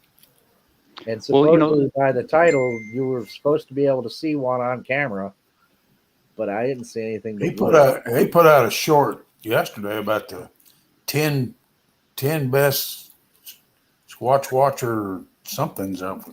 Their 10 best somethings. One of them was pretty good. I'll have to admit, Yeah, I'm not real familiar with them, to tell you the truth. Yeah. I'll be honest about that. Well, they say something every time they go out. Yeah, it's like a really good a good LARPing LARPing show. It's like the cameraman crew. It's like you go out there and you need to have experiences and activity, or people aren't going to watch. Yeah. Like my live streams are boring because you don't ever get to see a Bigfoot, and we're not out there. Whoa, what's that? Did you hear that? Whoa, causing all this sensationalization. I think sensationalism. I saw one. I think it was by them. It was like you could hear Bigfoot screaming in wood knocks, and there's definitely some noises there. But I'm like, well, you're automatically saying that's Bigfoot? Why? It's like that could be almost anything, man, that's making that noise. You gotta vet that a little more than just that's Bigfoot screaming. Mm-hmm. It is? Okay. Good luck to you. Yeah, but it makes you wonder about the quality of the stuff that they're producing, because I know that they post stuff that other people send them, so it's just like another Steve Isdell type scenario where it's like, hey, can we pull one over on these guys, and see if we can trick these guys into posting one of our fake videos. I feel that the Squatch Watchers are in that position of they get sent fake footage thinking that it might be real, or not even caring if it's real. They just want the clicks, and you have these people sending it to them, trying to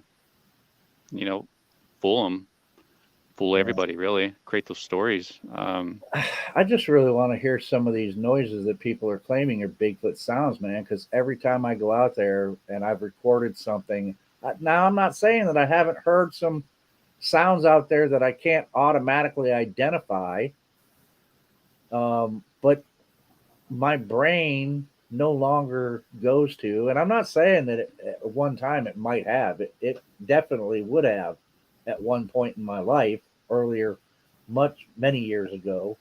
That's got to be Bigfoot. But now it's like, dude, I hear a weird sound. I'm like, my brain doesn't automatically go, well, that's got to be a Bigfoot. I want to know what it is. It's like when we heard the cougar. I didn't know what the fuck that was, man. But I wasn't thinking Bigfoot, and I don't believe in the supernatural. But actually, my brain went there first. What the hell is that? A banshee? Because I've never heard that before. I feel like I've missed out on a lot. I never heard nothing. all these sounds these You know, people have heard and stuff. the only I sound never I've heard ever nothing, heard, you know. yeah, the only sound I've ever heard that I absolutely know came from something like that was when that motherfucker screamed at me. And I know what that sounds like, and I haven't heard anybody record that sound, Yeah. and I haven't heard it again. You know, and most every other noise that I hear when I'm out camping, they're from animals that I can identify. You know, owls, coyotes, bobcats, certain types of birds. Although you know, I don't know every sound that every bird makes, but you know, these are the things that I'm familiar with, and these are the noises.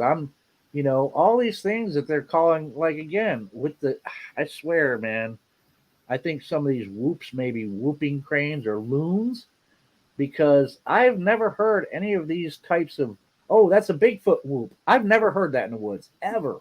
In all my years in the woods, I've never, ever heard that. Like the ones they keep trying to use from the Sierra sounds. Whoop, Well, how long I've does never heard that. you also got to think of how long sound travels in the forest and how it gets diffused quite easily. Uh, so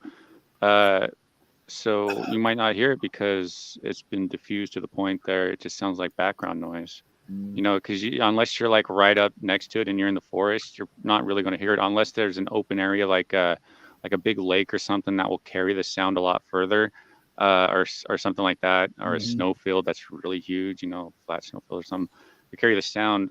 So you know, unless you're next to them, you're likely not going to hear it unless, of course, unless they're on top of the mountain screaming at the top of their lungs. But you know, if they're going to be so elusive, they're probably not going to do something like that unless it's like a real, like, oh, where are you? I can't find you.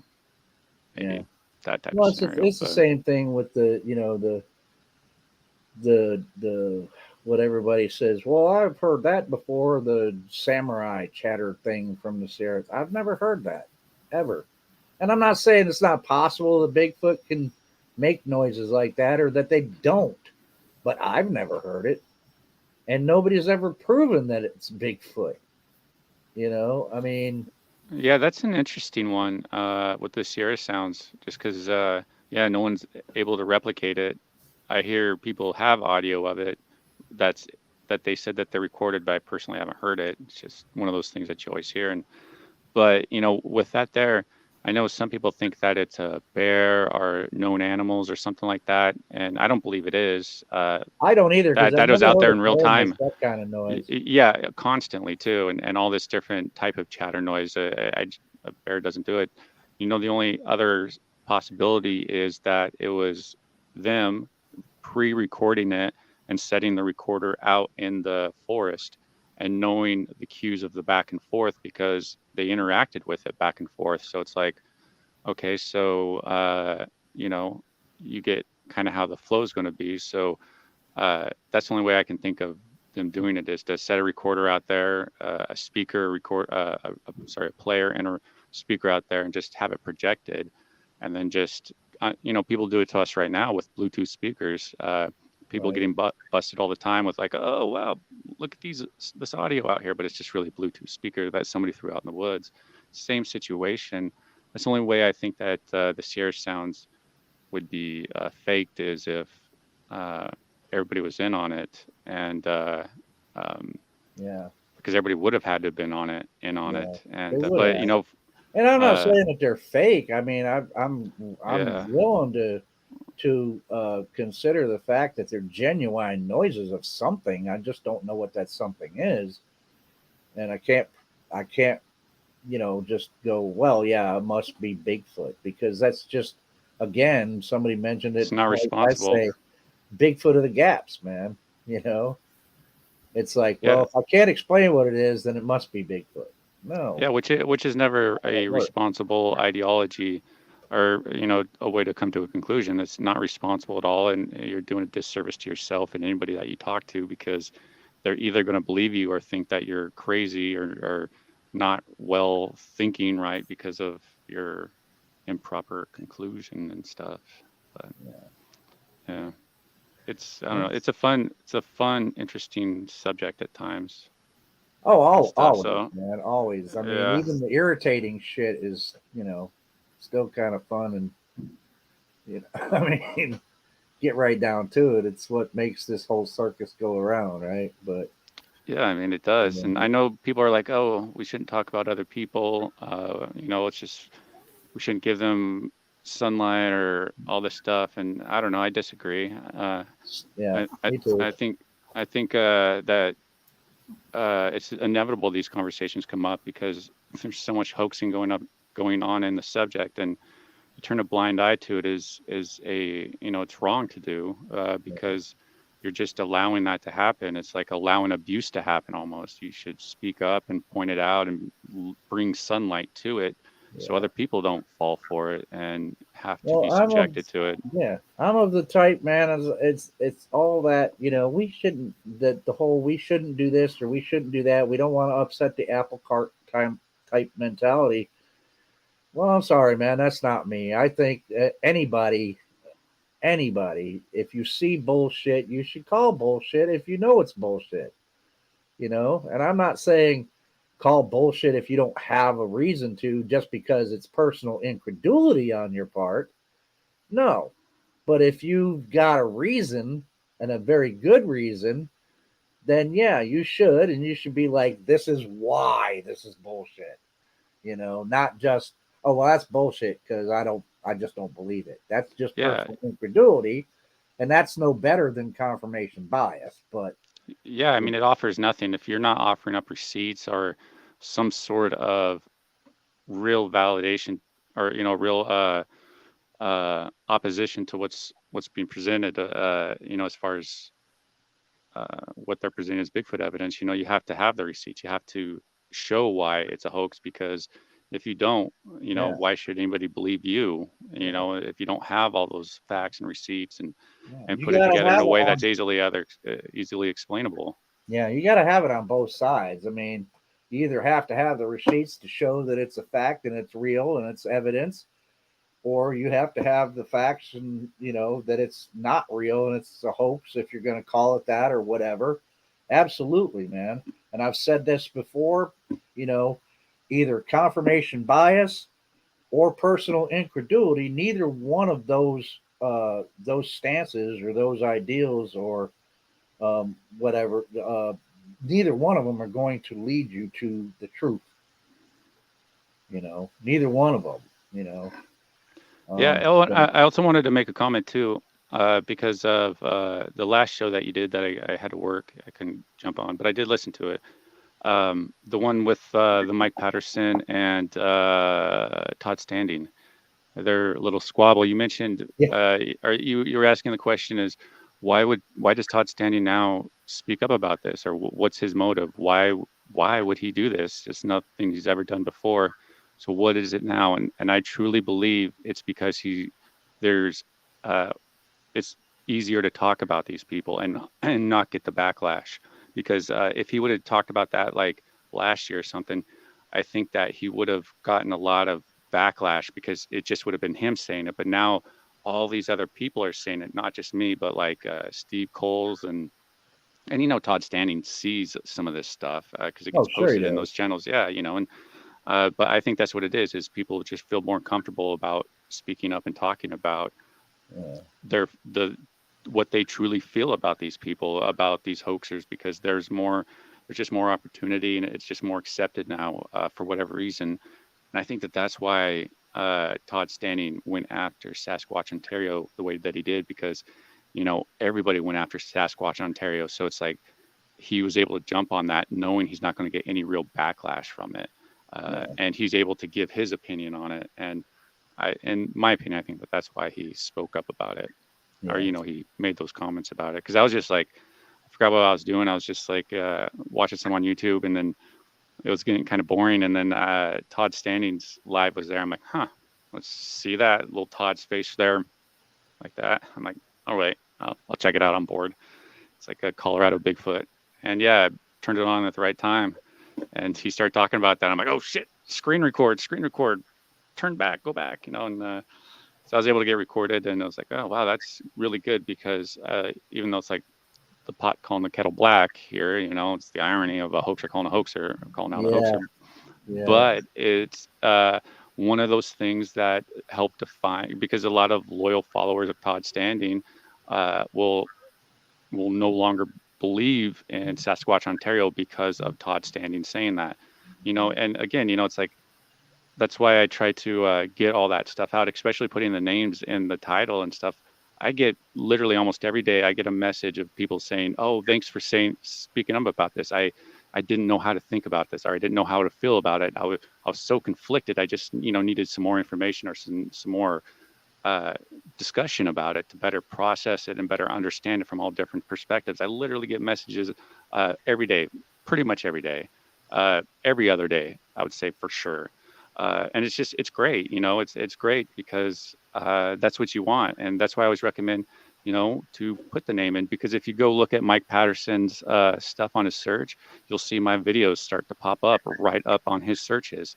That's kind of the goal of it, is so when people pull up Sasquatch Ontario, they'll be like, "Caught hoaxing again, what's that?" And you'll click on that, and they get a perspective of the investigator they never would have had before, because people were too afraid to talk about it and too afraid to name names, to the point where they were just like, "Yeah, I'll talk about it, but I'm going to be so discreet about who I'm talking about that nobody, unless you're like really know who I am, will know who I'm talking about." And that stuff, I think, is the worst thing you can do in this subject, because if you're going to say something, you should always say who you're talking about and just not leave the names out, because everybody else should know what's going on, like behind the scenes and stuff, and just so everybody has more of a perspective. Like with that whole Todd Gatewood, man, that dude's fucking crazy. I'm actually going to probably file a police report against him with all the threats. He's well, I saw his comment there. He's when you saw my comment about it, the man,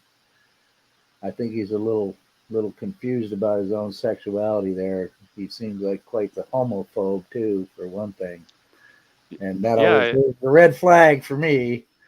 And this is who this guy is, and it's like, if you're going to associate and go buy his little $100 little figures of the male-looking Bigfoot, then you should know who you're supporting. This is the guy that you're kind of supporting, and he's not being honest about the picture he's presenting, because I repeatedly told him what the issue was, what my contention is with what he's doing and MK is doing, and they firmly believe that that's what Patty looks like in real life. They firmly believe it, and taking it to their grave at this point. It's like, dude, that's so, because MK's got he's got a lot of followers. It's like, dude, you're just screwing it up again. Which is actually why I'm working on a video right now to go over the whole massacre hypothesis and really lay it out on the whole thing, just because it's ridiculous. And MK Davis should be should have more opposition to this type of stuff. We should be putting opposition out there with this type of stuff, especially doing it in a way that it shows up in the algorithm of the YouTube searches. So people will be like, "Oh, MK's saying this whole massacre hypothesis, but the video down here is saying that it's all debunked." So, it gives people the good options. And that's kind of what my goal is what I'm trying to achieve with like some of the videos and stuff. And it's working. It's because I literally get messages all the time of people, really liking those conversations. And when it comes down to it, I'm not saying, for those people that, want to be the follower, okay, be the follower, but know what you're following. That's all.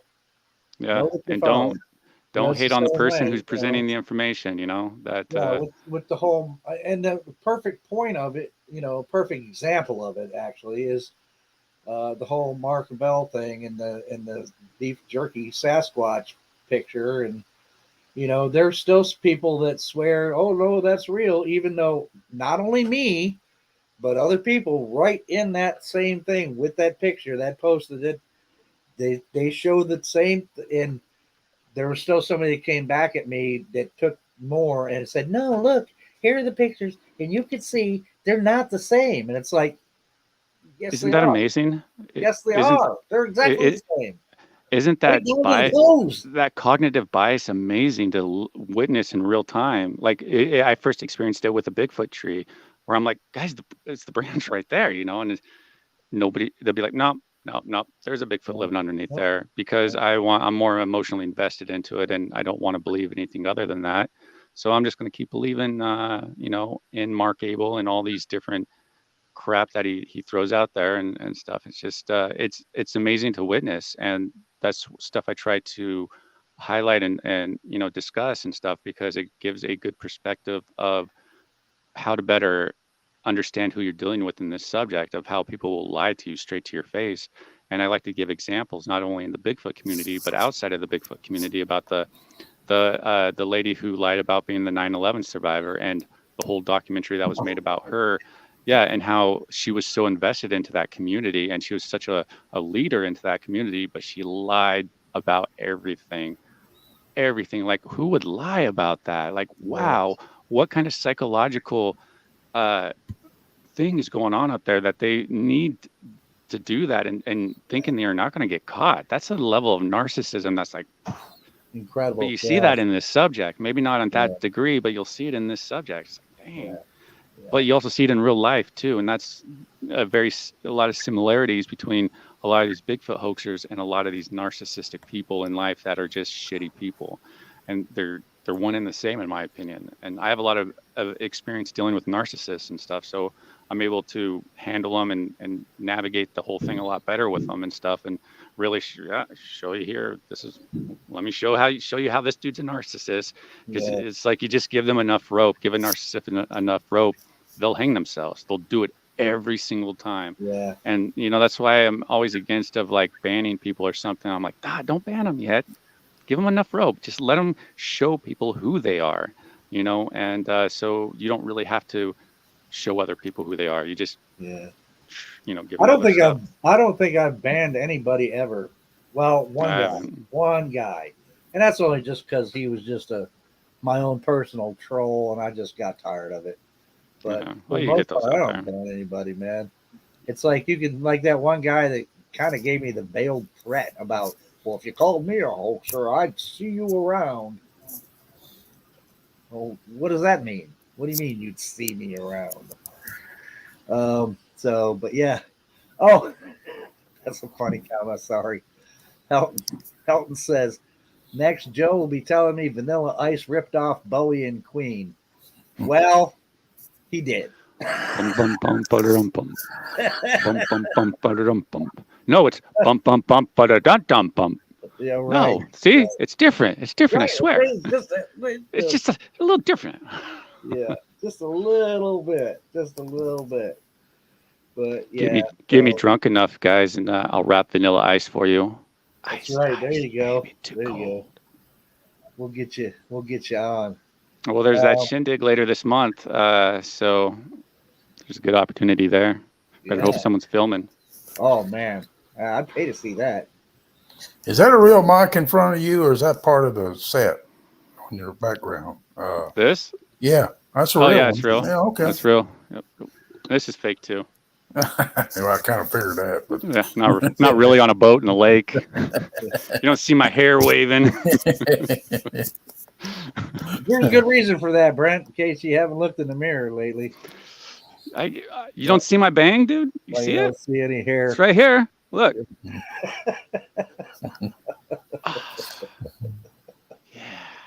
I go to the barber and be like, just take an inch off the top. Hey, you got a good comment here from Jonathan. He said, you do an excellent job, Brent, and you're providing solid information that's backing up your words. Some folks will benefit from your work in a positive way, and some folks, there's simply no hope.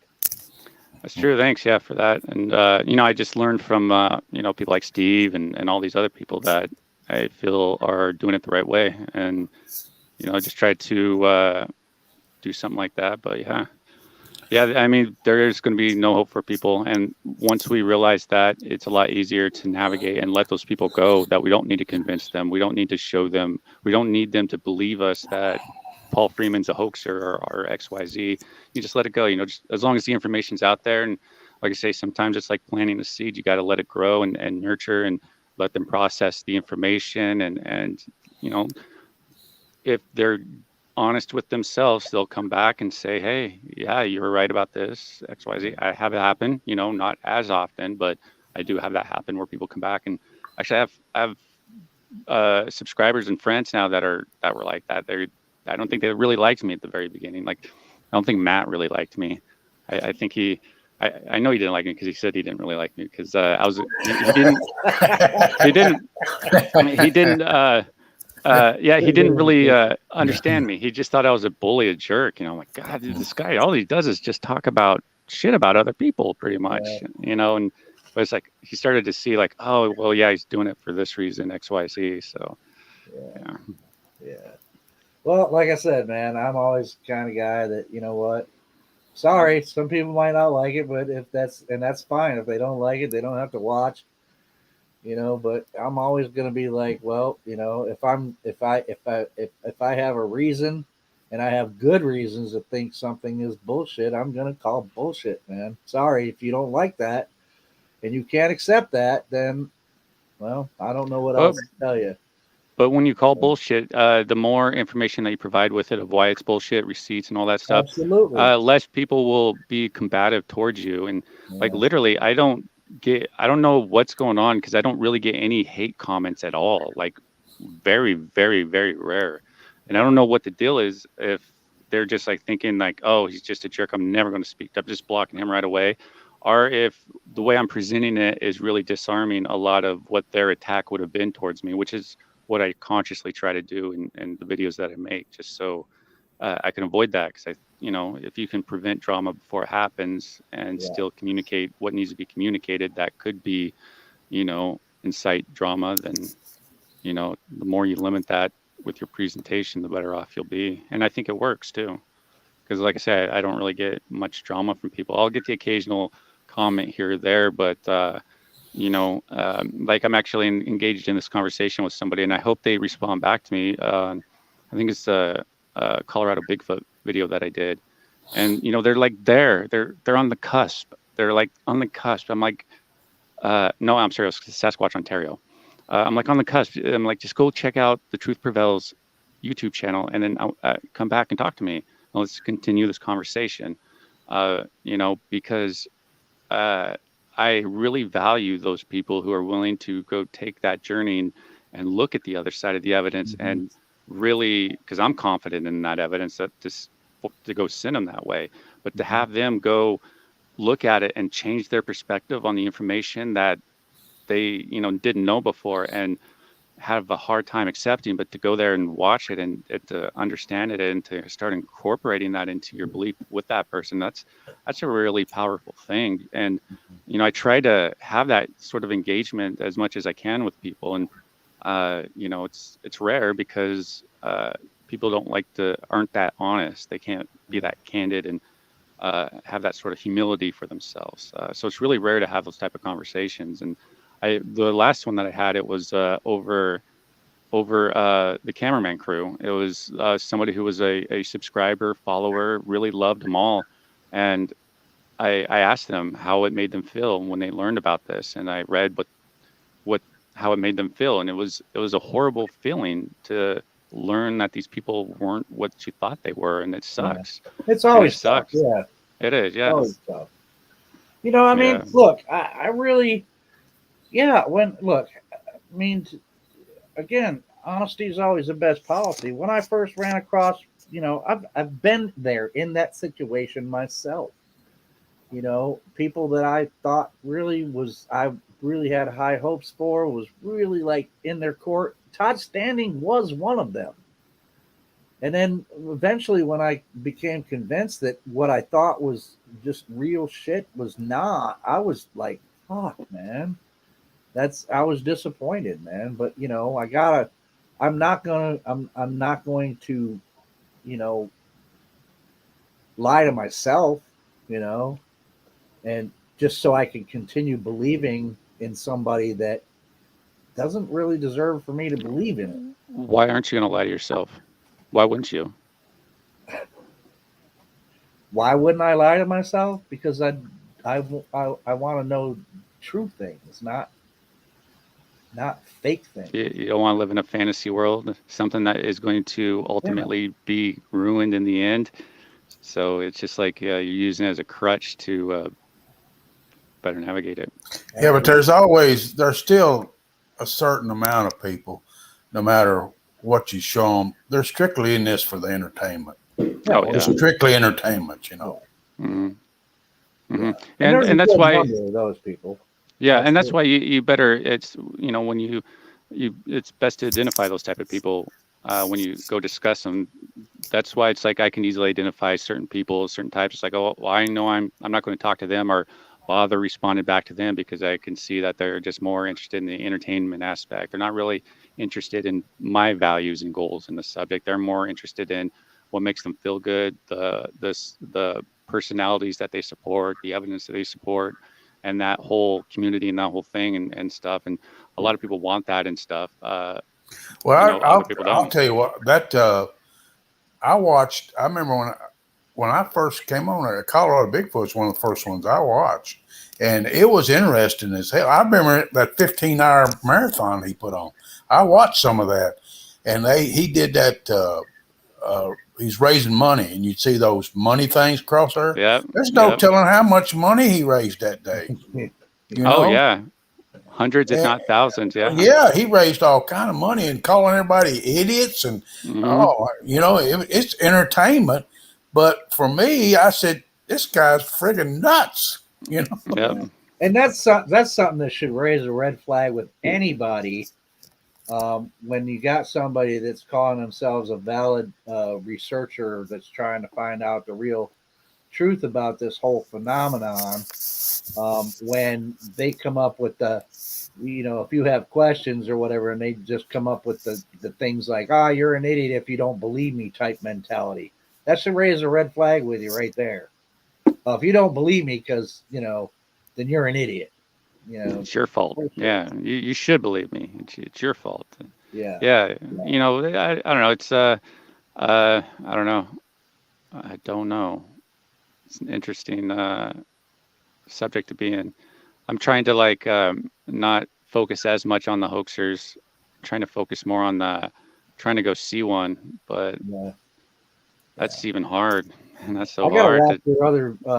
I didn't get to see her live the other day when you were out in the woods. I gotta watch that. I wouldn't watch it. No? I wouldn't watch it. It's a split screen. I tried that YouTube live connection feature where you could, like my buddy Cosmo, I'm trying to get him to do channel to show his stuff that he does, and you know, just to have him do that. So, I went live with him through the new YouTube feature, but it's really hard to watch when you have two cameras going this way, you know. Yeah, one of them was real clear. You just make me want to watch it even more. One of the cameras was really clear, you know. Yeah. I think that was probably his, because I think he gets a better signal than I do out there. But yeah, that wasn't a good one to watch. I tried to watch some of it back, and it's like, oh, it's so hard to watch because you're just like, which screen do I watch when two screens are moving?